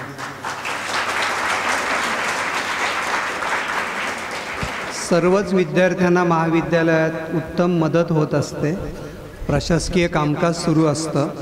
पण जे विद्यार्थी, त्यांचा समूह आला की प्रशासकीय ताणतणाव विसरून प्राचार्यांच्या मनाला फार आनंद मिळतो, असे हे गुणी विद्यार्थी या ठिकाणी आहेत. त्यांचं आपण अभिनंदन करतो. एक सकारात्मक भाव असतो, प्राचार्यांबद्दलचा आदर असतो, त्यांची काय कामं ॲक्टिव्हिटी चालू आहेत ते सांगतात. आणि खरंच पालकत्वाची भावना फक्त प्राचार्य नाही तर संपूर्ण महाविद्यालयात सर्व शिक्षक आणि शिक्षकेतर कर्मचाऱ्यांमध्ये आहे. त्या प्रकारे कामकाज सुरू असतं. अगदी थोडक्यात सांगू इच्छितो की एकदा आमची वेबसाईट म्हटली, ही वेबसाईट आपल्या दिव्यांग गुणी विद्यार्थ्यांना कशी बघता येणार, तर एक त्यातले तज्ज्ञ व्यक्ती पुणे विद्यापीठातले आले. ते म्हणाले, तुमची मॉडर्नची वेबसाईट आपण ॲक्सेसिबल वेबसाईट बनवू. आम्हाला हे नवीन होतं, ॲक्सेसिबल म्हणजे काय, तर ते म्हणाले त्याला ऑडिओ आउटपुट असेल, म्हणजे अशा गुणी मुलांना ती वापरता येईल. थोडाफार खर्च, कॉलेजसाठी फार मोठी गोष्ट नव्हती, ते करून आम्ही आमची वेबसाईट साधारण 7 वर्षापूर्वी ॲक्सेसिबल वेबसाईट केली. त्याची दखल राष्ट्रीय स्तरावर घेण्यात आली आणि सन्माननीय त्यावेळच्या उपराष्ट्रपतींच्या हस्ते महाविद्यालयाचा सन्मान झाला की तुम्ही हे चांगलं करा. आमच्या महाविद्यालयाचं एक वैशिष्ट्य आहे सेवाभाव, साधेपणा, कुठलंही हिडन किंवा लपवाछपवी काही नाही, प्रत्येकाचा सन्मान. तर आमच्या मनात आलं या गुणी विद्यार्थ्यांना आम्ही ज्या नोटिसेस तयार करतोय, टाईप करतात आणि नोटीस बोर्डवर लावतात, तर या मुलांना कशा त्या कळणार. कोणीतरी म्हटलं नाही सर त्यांचे मित्र असतात ते सांगतील. म्हटलं मला हे पटत नाही, कारण समजा परीक्षा आहे आणि महत्त्वाची नोटीस वाचायची राहिली तर करायचं काय. मग तेव्हापासून विचार करायला लागलो व्यक्तिशा मी की मोबाईलमध्ये जर टेक्स्ट टू स्पीच असतं ना, टाईप केलेलाचा ऑडिओ आउटपुट मिळतो, तर तेच तंत्रज्ञान वापरून आपल्याला ऑडिओ नोटीस बोर्ड बनवता येईल का. माझा एक स्वभाव आहे, एकदा मनावर घेतलं की तो पेशन्स सोडायचा नाही. 5-6 महिने गेले, कोणी इंजिनिअरिंगचं आले की मी विचारायचो, अनेक जण नाही म्हणाले. 6 महिन्यांनी यश आलं की एक जण म्हणाले, इंजिनिअरिंगचे 3 विद्यार्थी होते, काहीतरी कामासाठी आले होते, स्टार्टअप आहे त्यांचं. ते म्हणाले सर आम्ही करू शकतो, थोडा आम्हाला एक 8-10 दिवस द्या. 10 दिवसांनी ते कोटेशन घेऊन आले की सर याला 20,000 खर्च येईल. आता मगाशी सृष्टी कशी मदत करते, म्हणजे विश्व कसं मदत करतं, त्याचा प्रत्यक्ष अनुभव, हे भाषणासाठी नाही, ॲक्च्युअल ती 6 महिन्याची धडपड होती की हे करायचं. त्याच्यामागं सद्भावना होती की याचा उपयोग होणार आहे. मग ते 3 विद्यार्थी कोटेशन घेऊन आले. विश्वास ठेवा, ते 3 विद्यार्थी केबिनच्या बाहेर पडले आणि त्यानंतर 70-75 वयाचे 2 गृहस्थ आतमध्ये आले. म्हटलं बसा, काय काम आहे. म्हटले आमचा NGO आहे, आम्ही सामाजिक कार्यासाठी मदत करत असतो. यावर्षी आम्हाला 25,000 पर्यंतची एक मदत करायची आहे, काही प्रस्ताव असेल तर सांगा. त्यामुळे विश्वास ठेवा, सद्भावना असेल तर युनिवर्स, हे विश्व आपल्याला काय करतं. खूप लक्षात राहिलेला प्रसंग आहे की ते बाहेर पडलेले 3 विद्यार्थी आणि आत आलेले ज्येष्ठ 2 व्यक्ती, आणि त्यातून आम्ही 20,000चं मशीन, 5,000चं त्याला छान decoration, furniture, audio notice board आहे. क्लार्कनी केलेली नोटीस त्यांनी ईमेल पाठवतो तशी त्या मशीनच्या IP ॲड्रेसवर. आणि आमचं एक तत्व आहे, आमच्याकडेच आहे इतरांकडे नाही, असली भावना नाही ठेवायची. ती बातमी आल्यावर 15 दिवसांनी पुण्यातल्या आणखी एका नामवंत महाविद्यालयाचे लोक आले, आम्हालाही करायचं. तात्काळ त्यांना त्या बनवणाऱ्यांचा नंबर देऊन टाकला, त्यांच्याकडे. तर हे आणखी आपण हळूहळू 1-2 उदाहरणं, वेळ कमी आहे, पण ही गुणी मुलांसाठी काहीतरी करायचं फार मोठं समाधान आम्हाला मिळतं. प्रशासकीय कामकाजातला ताणतणाव कमी होतो आणि ते आले की तो संवाद, इथं वर्णन नाही करता यायचं, पूर्ण केबिन भरते आणि मग त्यांना माहिती आहे की खूप चांगली चर्चा, त्यांना कधी खाऊ मिळतो, कधी भेट मिळते, कधी अत्तर हाताला लाव, अशा अनेक चांगले चांगले, पण ते तितकेच गुणी आहेत. हा जो विद्यार्थी इथं उभा होता ना, शिंदे, किती सत्वगुणी आहे तुमच्या लक्षात आलं असेल. तर मला कोणीतरी सांगितलं सर तुमच्या कवितांची गाणी बनवू, म्युझिक सहित, गायकांसहित, स्वस्तामध्ये, एक गाणं 1,000 रुपयाला आर्टिफिशियल इंटेलिजन्सच्या माध्यमातून. तर हे जे शिंदे म्हणून गुणी कलाकार आहेत ना, तर ते म्हणले सर ते आर्टिफिशियल इंटेलिजन्सला काय अर्थ नाही, तर टेक्नोसॅव्ही आहे, कृत्रिमता आहे, आपण चांगले कलाकार बघू. तेव्हाच त्याच्यातली चुणूक बघितली आणि आज ती कन्फर्म झालेली की अतिशय गुणी कलाकार आहेत, त्यांना आणखी कशा कशात संधी देता येईल तेही आपण बघू. 1-2 मिनटं घेईन आणखी. आम्ही महाविद्यालयात ज्याला प्रातिनिधिक कविता संग्रह म्हणतात, हा प्रातिनिधिक आहे म्हणजे काय, 7 कवी 11 जण एकत्र येऊन केले. तर आमच्या मनात आलं असा कविता संग्रह ज्याच्यामध्ये प्राचार्यांची पण कविता असेल, उपप्राचार्य, विभाग प्रमुख, शिक्षक, शिक्षकेतर, पालक आणि महत्त्वाचं विद्यार्थी. हे का, तर त्या विद्यार्थ्यांना प्रोत्साहन. माझी कविता ज्या पुस्तकात आली आहे त्याच्यात प्राचार्यांची पण कविता आहे. गौरवला विनंती करू पुढच्या संग्रहात, बरं का गौरव, आमच्या पण समाविष्ट करा. आता असं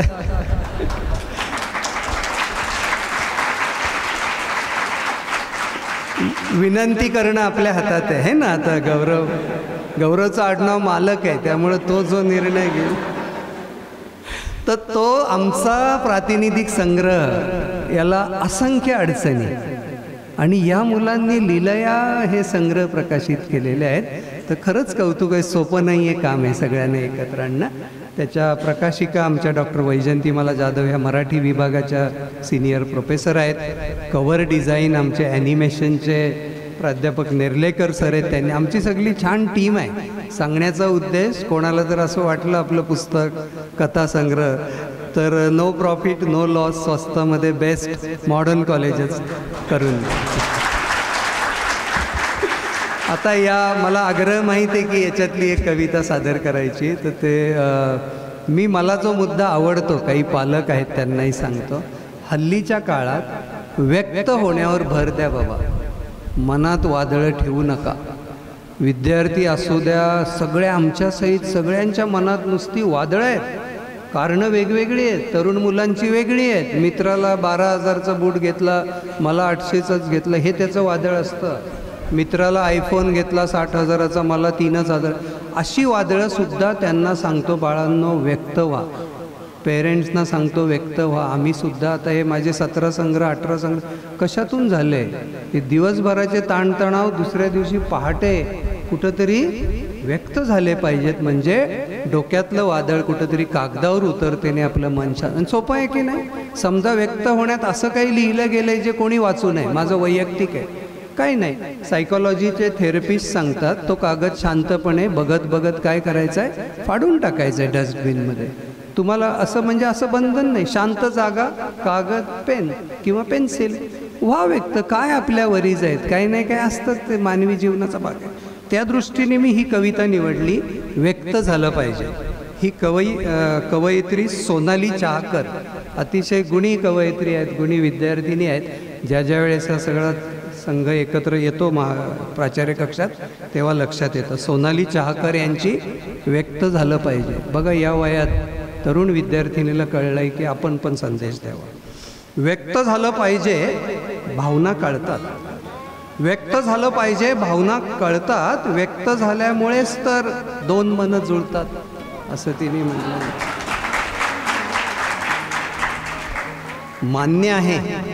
मान्य आहे प्रत्येकासमोर नाही येत बोलता. मान्य आहे प्रत्येकासमोर नाही येत बोलता, मनाचा दरवाजा पटकन खोलता. प्रत्येकासोबत बोलावं असं माझं मत नाही, प्रत्येकासोबतच बोलावं असं माझं मत नाही. पण एक व्यक्ती असतेच आयुष्यात जिच्याशिवाय आपलं होत नाही. तिला काळजी असते आपली, म्हणून तरी बोलावं, निदान तिच्या समोर तरी मनाचं दार खोलावं. आयुष्य एक कप्पा आहे, तो रिकामा केलाच पाहिजे. नवीन आठवणी ठेवण्यासाठी त्याचा उपयोग झालाच पाहिजे. खूप सुंदर लिहिलं आहे सोनालीने. आणि शेवटचं कडवं वाचतो या कवितेचं. कसं बदलेल त्याने बदललं पाहिजे, असं माझं मत नाही, पण तुम्ही बोललं पाहिजे. अतिशय छान. आणि याचं प्रस्तावना मी लिहिली आहे, त्यामुळे सगळ्या कविता वाचल्या आहेत. तर माझे 17 संग्रह झालेत. हे सांगण्यातला जो अभिमान होता तो त्या पहाटे बिलकुल कमी झाला जेव्हा या कविता इतक्या तोडीच्या कविता आहेत. माझी एक कविता आहे, तर उमलत्या कळ्या असा उल्लेख येतोय. तर कवितेचं नाव आहे फूल. हे फूल परिस्थितीशी झटतंय आणि तरी ते परिस्थितीवर मात करून हसतंय, असं हे फूल आहे. थोडंसं कळ्या फुलं याच चमूला थोडंसं लागू होईल. कवितेचं नाव आहे माझ्या फूल. कुणी नसून साथीस त्याच्या, ओंजळ नसून ज्योतीस त्याच्या. म्हणजे वारा विझवायला अशी ओंजळ धरली तर वाऱ्याचं ज्योत विझत नाही. कुणी नसून साथीस त्याच्या, ओंजळ नसून ज्योतिष त्याच्या, रान वाऱ्या संगे अलगद डुलत होतं फूल. कुणी नसून साथीस त्याच्या, ओंजळ नसून ज्योतिष त्याच्या, रान वाऱ्या संगे अलगद डुलत होतं फूल. त्याचं उंच शिखर नव्हतं, मढवलेलं मखर नव्हतं, स्वये मनात सावरत आवरत फुलत होतं फूल. स्वय मनास सावरत आवरत फुलत होतं फुल. या मुलांची जी जिद्द आहे त्या दृष्टीने मला वाटलं की ही सादर करावी. पुढचं, वनी काहीच ठीक नसून, वनी काहीच ठीक नसून, राणी रीत्या पीक नसून, आनंदाने मनी त्याच्या खुल्लं होतं फूल. त्याचं उंच शिखर नव्हतं, मढवलेलं मखर नव्हतं, स्वय मनास आवरत सावरत फुललं होतं फूल. फुलोऱ्याला रंग नव्हता, फुलोऱ्याला रंग नव्हता आठवणारा, फुलोऱ्याला रंग नव्हता आवडणारा ढंग नव्हता, काटोऱ्याच्या साथी कधी भुललं होतं फूल. त्याचं उंच शिखर नव्हतं, मढवलेलं मखर नव्हतं, स्वय मनात सावरत आवरत फुललं होतं फूल. निष्ठुरलेल्या झळांमधून उमटून आल्या वळांमधून, पाठीवर वळ अशा अर्थाने, निष्ठुरलेल्या झळांमधून उमटून आल्या वळांमधून, वणव्यामधल्या ज्वाळामधून झळलं होतं फूल. त्याचं उंच शिखर नव्हतं, मढवलेलं मखर नव्हतं, स्वय मनास आवरत सावरत फुललं होतं फूल.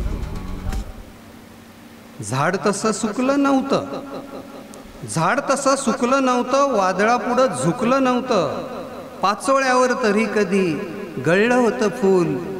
त्याचं उंच शिखर नव्हतं, मढवलेलं मखर नव्हतं, स्वय मनास सावरत आवरत फुललं होतं फूल. काटोऱ्याचा त्रास नव्हता, काटोऱ्याचा त्रास नव्हता, झाडोऱ्याचा ग्रास नव्हता, फुलोऱ्याने मात्र कधी छळलं होतं फूल. त्याचं उंच शिखर नव्हतं, मढवलेलं मखर नव्हतं, स्वय मनास आवरत सावरत फुललं होतं फूल. आता शेवटच्या दोन ओळी आहेत त्याच्यात. कुणी म्हणत अवघड त्याला, कुणी म्हणत अवघड त्याला, न मोजता अवजड त्याला, कुणी म्हणत अवघड त्याला, न मोजता अवजड त्याला, कळू येता मनास त्याच्या कळलं होतं फूल. कळू घेता मनास त्याच्या कळलं होतं फूल. त्याचं उंच शिखर नव्हतं, मढवलेलं मखर नव्हतं, स्वय मनास सावरत आवरत फुललं होतं फूल. अशी ही सगळी फुललेली फुलं आहेत. ही फुलं काटोऱ्यालाही घाबरणार नाही, वादळांनाही घाबरणार नाही. आपण कुठे जरा हिरमुसलं तर आपल्याला सुद्धा फुलवणारी ही फुलं आहेत. त्यांचं मनपूर्वक अभिनंदन करतो आणि इथे थांबतो. थँक्यू.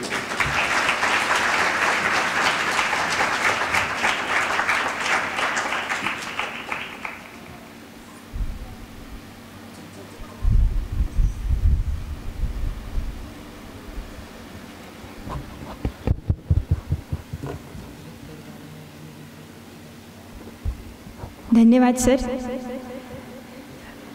मंडळी, हॉलमध्ये काही जणांना जागा नाही मिळते कारण हॉल हाऊसफुल झाला आहे. खरं तर आय सोशल फाउंडेशनचे अध्यक्ष आणि महाराष्ट्र ब्लाइंड क्रिकेट असोसिएशनचे व्हाईस प्रेसिडेंट असे आपले दिलीप शेरवंते सर यांनी 5001 रुपयाचं बक्षीस आपल्या उमलत्या कळ्याच्या कार्यासाठी दिलेलं आहे. तर सरांचे खूप खूप मनापासून आभार.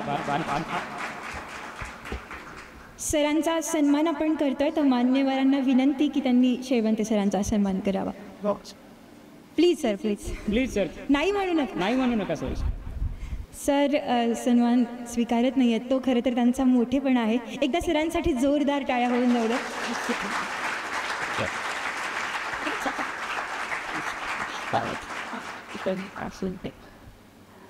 मंडळी, आपल्या काव्यसंग्रहाचे डिझायनर श्रीयुत समीर जी निर्लीकर सर यांचं मनोगत आता आपण ऐकणार आहोत. तर निर्लेकर सरांना विनंती की त्यांनी त्यांचं मनोगत व्यक्त करावं. नमस्कार. व्यासपीठावरील मान्यवर आणि इथे उपस्थित असलेले सर्व प्रतिभावंत कवी, रसिक, पालकवर्ग आणि माझ्या मित्रमैत्रिणींनो, हा जो संग्रह आहे, या संग्रहाचं जेव्हा कव्हर डिझाईन करण्याचं काम माझ्याकडे पाठवण्यात आलं, त्यावेळेला या संग्रहाची जी कच्ची एक PDF होती, ती जेव्हा मॅडमनी माझ्याकडे पाठवली, त्याच्यामध्ये श्रेय नामावलीमध्ये आधीच माझं नाव टाकून ठेवलं होतं त्यांनी. त्याच्यामुळं ॲक्च्युली त्यांनी हे गृहीतच धरलं होतं की या कवितेचं जे मुखपृष्ठ आहे, खरं तर अशी पद्धत नसते. 3-4 आर्टिस्टकडनं मुखपृष्ठाचे डिझाईन करून घेतले जातात आणि त्यातनं जे योग्य असतं ते निवडलं जातं. ओके, ही साधारणपणे प्रकाशन व्यवसायातली एक प्रॅक्टिस आहे आणि प्रत्येक कलाकाराला जो डिझायनर असतो त्याला एक थोडीशी अशी एक धाकधूक असते की आपलं डिझाईन हे निवडलं जाईल की नाही प्रत्येक वेळेला. म्हणजे असं कितीही सराईत डिझायनर असला तरी प्रत्येक निर्मितीच्या वेळेला आपल्याला एक थोडीशी एक धाकधूक असते की या निर्मितीचं पुढे काय होईल. तर ती जी शाश्वती आहे ती मिळाल्यामुळे मला खूप आनंद वाटला आणि मग नंतर ती पूर्ण जो सगळा संपूर्ण संग्रह आहे तो आधी पहिल्यांदा वाचून काढला. मित्र हो, मी पेशानं कला शिक्षक आहे आणि माझा जो पेशा आहे तो कला तंत्रज्ञ असा आहे आणि त्यामध्ये माझं काम जे आहे ॲक्च्युली ते असं असतं की एखाद्या संकल्पनेच्या खोल तळाशी जाऊन त्याचा गाभा लक्षात घेतल्यानंतर त्याचं माध्यमांतर करणे हे माझं काम आहे. म्हणजे काय तर सपोज एखादी कविता आहे तर त्या कवितेचा आशय अगदी खोल तळाशी जाऊन जेव्हा मी त्याचं लक्षात घेतो त्यावेळेला मला तो दृश्य स्वरूपात किंवा एखाद्या वेगळ्या माध्यमातून तो व्यक्त करता येतो. याचं कारण असं की मला त्या संपूर्ण संवेदनेशी मला एकरूप व्हावं लागतं. तर ती एक अतिशय म्हणजे अगदी प्रसव वेदना देणारी एक ती संपूर्ण प्रोसेस असते एखाद्या कला निर्मितीची, पण त्यातनं आनंद सुद्धा मिळतो. म्हणजे हा कविता संग्रह जेव्हा मी पूर्ण वाचला त्यावेळेला अनेक गोष्टी अशा लक्षात आल्या की अत्यंत प्रतिभावंत म्हणजे प्रतिभेचा जो अगदी आपण ज्याला म्हणतो की कोर जो असतो असा तशी प्रतिभा मला या संपूर्ण सर्व कवींमध्ये पाहायला मिळाली. आणि जे काही आलेलं आहे हे सगळं उत्कट आहे. हे कुणी कुठं वाचलेलं किंवा कुणीतरी कुणाचं कॉपी केलेलं किंवा प्रभाव असलेलं अशा गोष्टी याच्यामध्ये अजिबात कुठेही जाणवलेलं नाहीत.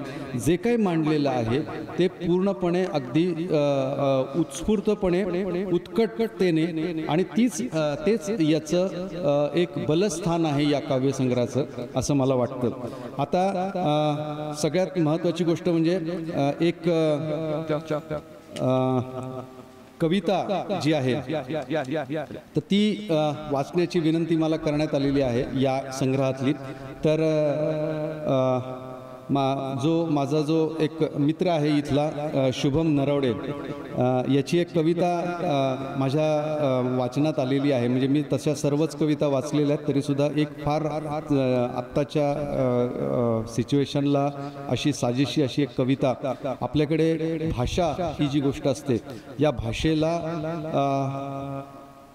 सर्वच भाषा समान असतात तरीसुद्धा भाषेवरनं वाद घालणारे सुद्धा अनेक घटक आपल्या समाजामध्ये आहेत की याची भाषा चांगली का त्याची भाषा चांगली वगैरे. आणि भाषेचा वृथा अभिमान बाळगणारे सुद्धा अनेक जण आहेत की खोटा अभिमान बाळगणारे. तर या कवितेचं शीर्षक आहे मी माणूस मराठी. ॲडव्हान्स माझं जग, स्टँडर्ड माझे विचार. भाषेतली गंमत बघा यात. ॲडव्हान्स माझं जग, स्टँडर्ड माझे विचार. हाय हॅलो ओठांवरती, लाज वाटते म्हणायला नमस्कार.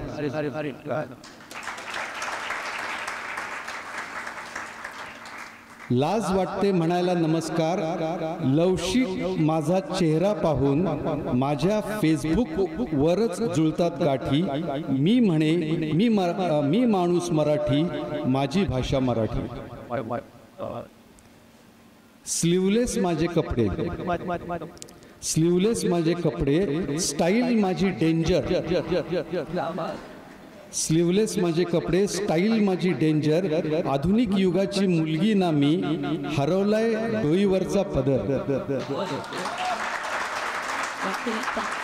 सौंदर्य ही आजकालचं खोटच, सौंदर्य ही आजकालचं खोटच, पाहणारी नजरही खोटी.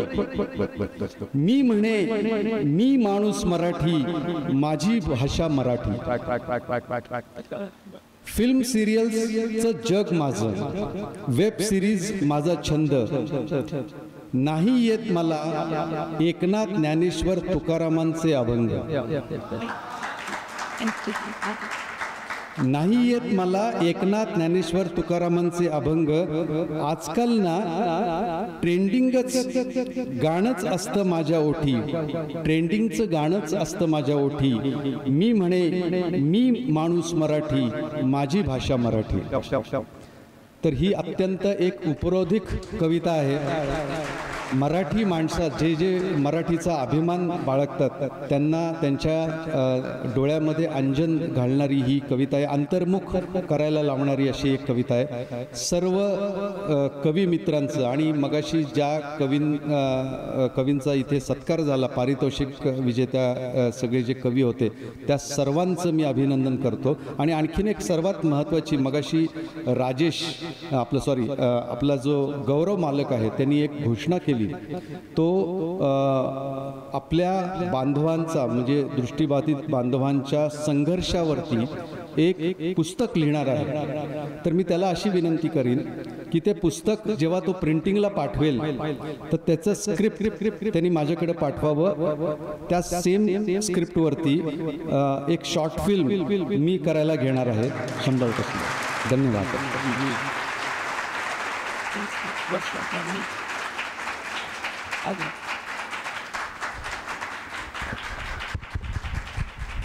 धन्यवाद सर.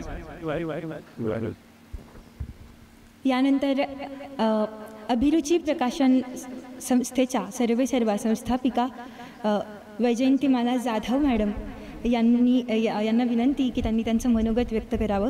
त्यापूर्वी एक छोटीशी गोष्ट सांगावीशी वाटते की जाधव मॅडमांनी प्रकाशनाचा खर्च अजिबात आमच्याकडून घेतलेला नाही.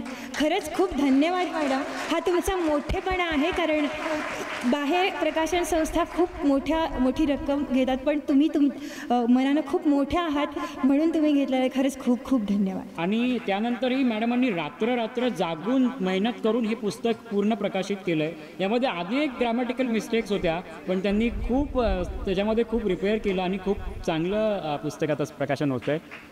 जोरदार टाळ्या मॅडम आता.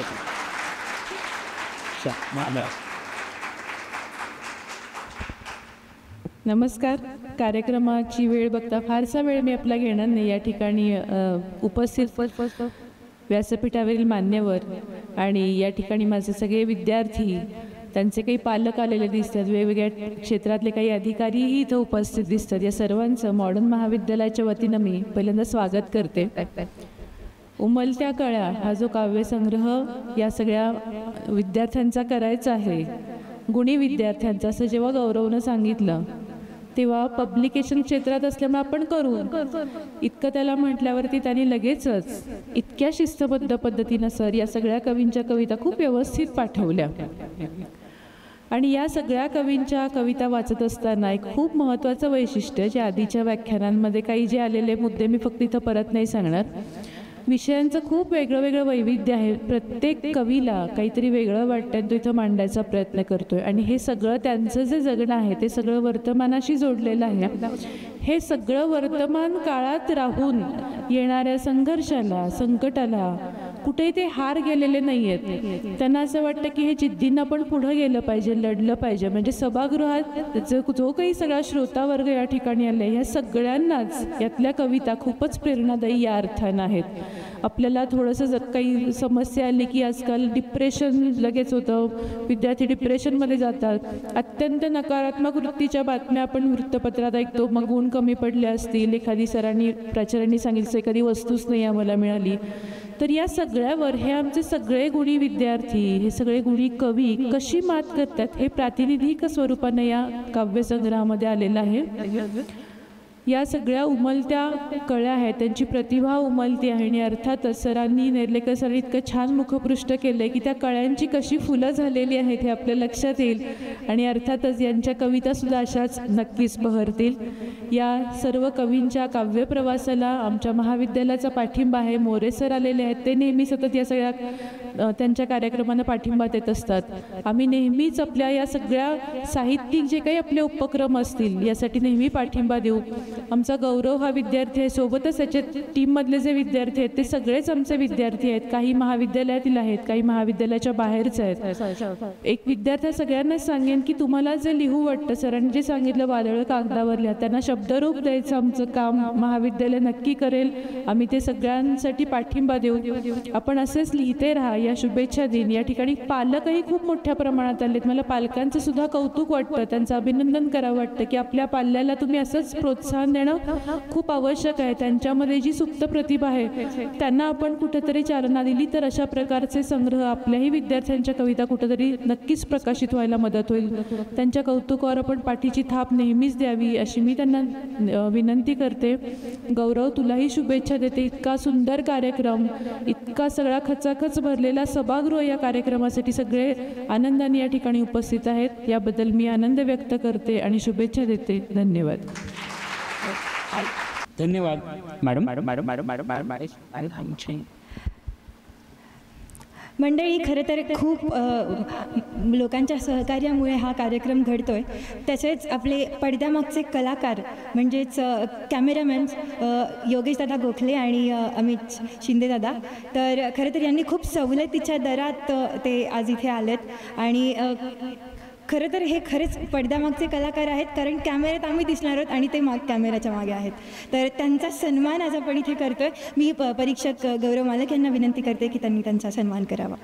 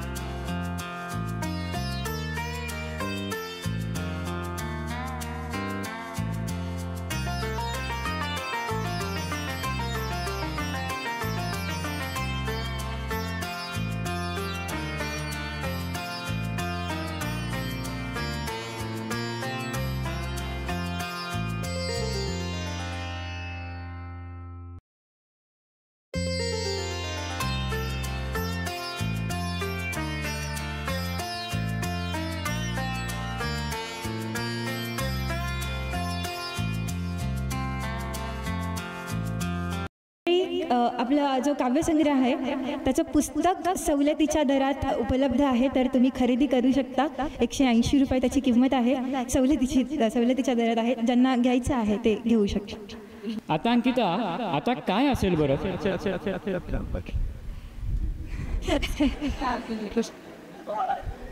हो, आहे.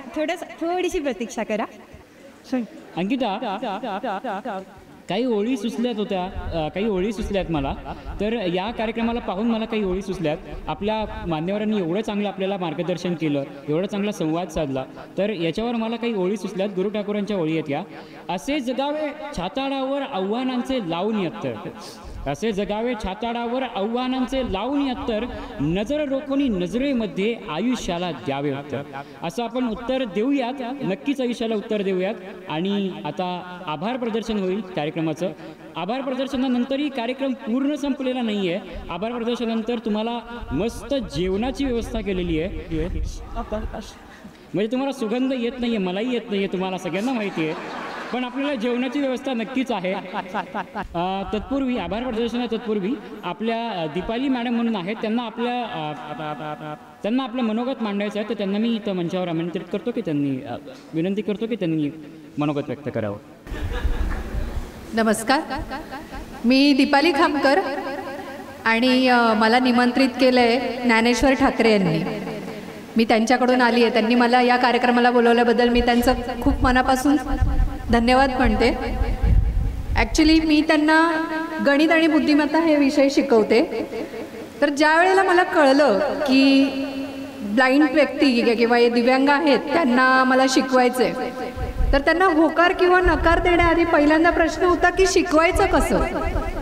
कारण आपण नॉर्मली सगळ्यांना मॅथ्स आणि बुद्धिमत्ता हे जे विषय आहेत ते प्रॅक्टिकलसारखे विषय आहेत. थिअरी आपण सांगू शकतो, परंतु जेव्हा शिकवायचं आहे मॅथ्स आणि रिझनिंग तर हे कसं शिकवायचं. तर यावरून मी विचार केला आणि म्हटलं नाही, आपण हे करून दाखवायचं आणि करायचं, हे आपल्यासाठी चॅलेंज आहे. माझ्या आजूबाजूला कधीच असे व्यक्ती नव्हते की ज्यांचा मला असा अनुभव आहे, परंतु तरी मी ते चॅलेंज घेतलं आणि मी आज शिकवते त्यांना. त्यांच्याकडून तरी मला चांगला प्रतिसाद येत आहे. आणि ज्या वेळेला हे डोक्यामध्ये वादळ चालू होतं, प्राचार्य सहज जसे बोलून गेले त्याप्रमाणे हे वादळ मी काही माझ्या शब्दांमध्ये उतरवण्याचा प्रयत्न केला. ॲक्च्युली मी सुद्धा एक कवित्री आहे. कवित्री म्हणण्याचं मी धाडस करते कारण गेल्या 3-4 वर्षापासून मी करते कविता.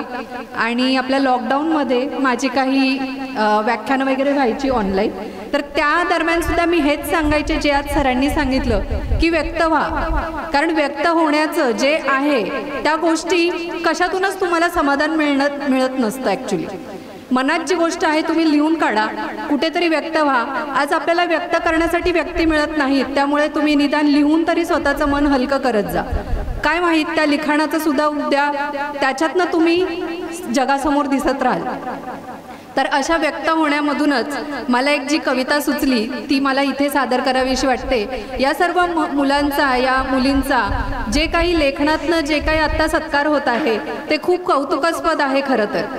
आणि त्यांची जी ही घालमेल आहे किंवा जे काही त्यांचं ह्या गोष्टींसाठी चाललेलं जे काही त्यांचा प्रयत्न आहेत ते प्रयत्न पाहून आणि त्यांना उभारी देण्याचा प्रयत्न ह्या माझ्या कवितेतून मी करू इच्छिते. कवितेचं नाव आहे चक्षू. चक्षू असेल अबोल जरी, चक्षू अबोल असले जरी दूरदृष्टी जरूर आहे. चक्षू अबोल असले जरी दूरदृष्टी जरूर आहे. रंग पारख नसली जरी रंगलेले आयुष्य आहे. धन्यवाद. अडचणी कित्येक आल्या जरी, अडचणी कित्येक आल्या जरी भिडण्याची ताकद आहे. अडचणी कित्येक आल्या जरी भिडण्याची ताकद आहे. ठेचला सन्मान किती जरी आत्मविश्वास कायम आहे. स्वप्नांवर झाले वार किती जरी, स्वप्नांवर झाले वार किती जरी अंगात भिनले ध्येय आहे. स्वप्नांवर झाले वार किती जरी अंगात भिनले ध्येय आहे. वाट अंधुक असली जरी जिंकण्याची हिंमत वाढली आहे. चाचपडत चाललो किती जरी, चाचपडत चाललो किती जरी उंच भरारी निश्चित आहे. चाचपडत चाललो किती जरी उंच भरारी निश्चित आहे. काळोखे जगत असलो जरी, काळोखे जगत असलो जरी उजळण्याचे सामर्थ्य यशात आहे. उजळण्याचे सामर्थ्य यशात आहे. चक्षु अबोल असले जरी दूरदृष्टी जरूर आहे. रंग पारख नसली जरी रंगलेले आयुष्य आहे. रंगलेले आयुष्य आहे. धन्यवाद. खूप खूप आभार आहे व्यासपीठावरील मान्यवरांचे सुद्धा आणि मला इथे बोलण्याची संधी दिल्याबद्दल सुद्धा खूप आभार. धन्यवाद मॅडम. तर एक अनाउन्समेंट होती. सगळ्यांच्याच भावना. तर मंडळी, कैलास मनोहर आपले फ्रेंडशिप सोशल फाउंडेशनचे अध्यक्ष, त्यांच्याकडून आपल्याला 2001 रुपयाचं बक्षीस मिळालं आहे. जोरदार टाळ्यांनी.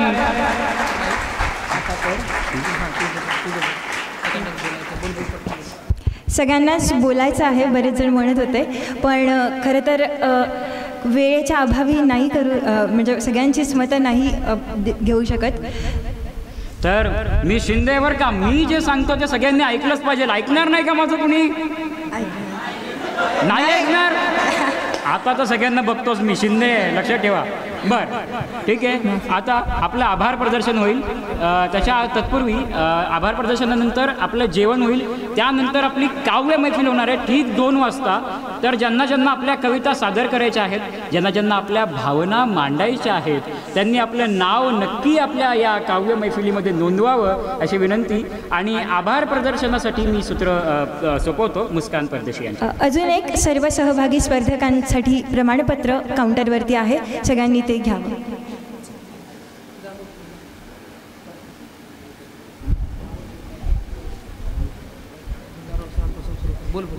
सप्रेम नमस्कार.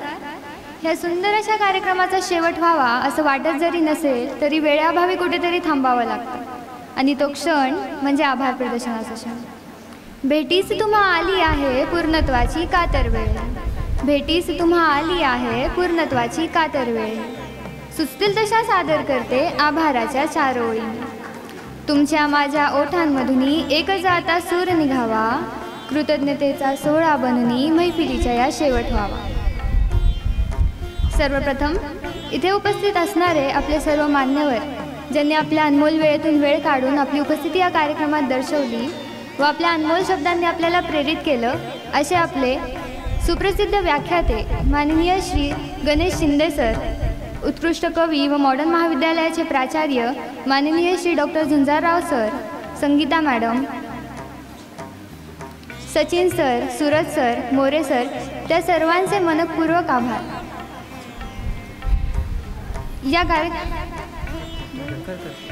या कार्यक्रमासाठी काही कारणास्तव जे आज उपस्थित राहू शकले नाही, परंतु चित्रफितीच्या माध्यमातून का होईना त्यांनी आपली उपस्थिती या कार्यक्रमात दर्शवली, असे आपले Bharat Ganeshpure sir, Nitin Bangude Patil sir, Makarand Tanaspure sir, Sandeep Khare sir, Spruha जोशीताई, त्या सर्वांचेही मनपूर्वक आभार. कुठलाही कार्यक्रम पार पाडायचा म्हटला तर आर्थिक पाठिंबा हा खूप महत्त्वाचा असतो आणि तो आपल्या शाळा व महाविद्यालयांकडून आपल्याला मिळाला. कोथरूड मुलींची अंधशाळा, कोरेगाव पार्क अंधशाळा, महिला आश्रमशाळा, संत गाडगे महाराज शाळा, BMCC college, MMCC college, FC college, SP college, modern college, या सर्व महाविद्यालयांचे व आपल्या रीडर, शिक्षक व इतर सर्वांचेही मनपूर्वक आभार. या कार्यक्रमाचा सर्वात महत्त्वाचा भाग म्हणजे काव्य प्रकाशन आणि अभिरुची या काव्य प्रकाशनाचे विशेष आभार. या कार्यक्रमात बॅकस्टेजला राहूनही ज्यांनी उत्तम कामगिरी पार पाडली असे आपले स्वयंसेवक, त्यांचेही मनपूर्वक आभार. फोटोग्राफर व या कार्यक्रमाला उपस्थित राहून आपण सगळ्यांनी आपले सहकार्य व प्रेम या कार्यक्रमास दाखवले असा आपला रसिक वर्ग, त्यांचेही मनपूर्वक आभार. जर कोणाचा उल्लेख राहिला असेल तर क्षमास हो. हा कार्यक्रम संपला असं मी जाहीर करते. धन्यवाद. एकच मिनटं, या आभार प्रदर्शनासाठी 1 मिनटं थांबा, बसा सगळ्यांनी. टाळ्या का वाजवल्या पाहिजे माहिती का? त्या सखीला एक मित्र हळूवार आवाजात प्राउंटिंग करत होता, पण तिने तिच्या बोलण्यातनं कधी जाणवू दिलं नाही. ही कौशल्य आहे, म्हणजे हे नोट डाऊन केलं पाहिजे आपण सगळ्यांनी. एकदा जोरदार टाळ्या. आणि मी मध्ये मध्ये येतो कारण मला ते राहवत नाही त्यांचं कौतुक करणं, कारण ही टाइम मॅनेजमेंट यार, म्हणजे कसं बोलणार त्याला आपण. क्या बात आहे यार, वा मस्त.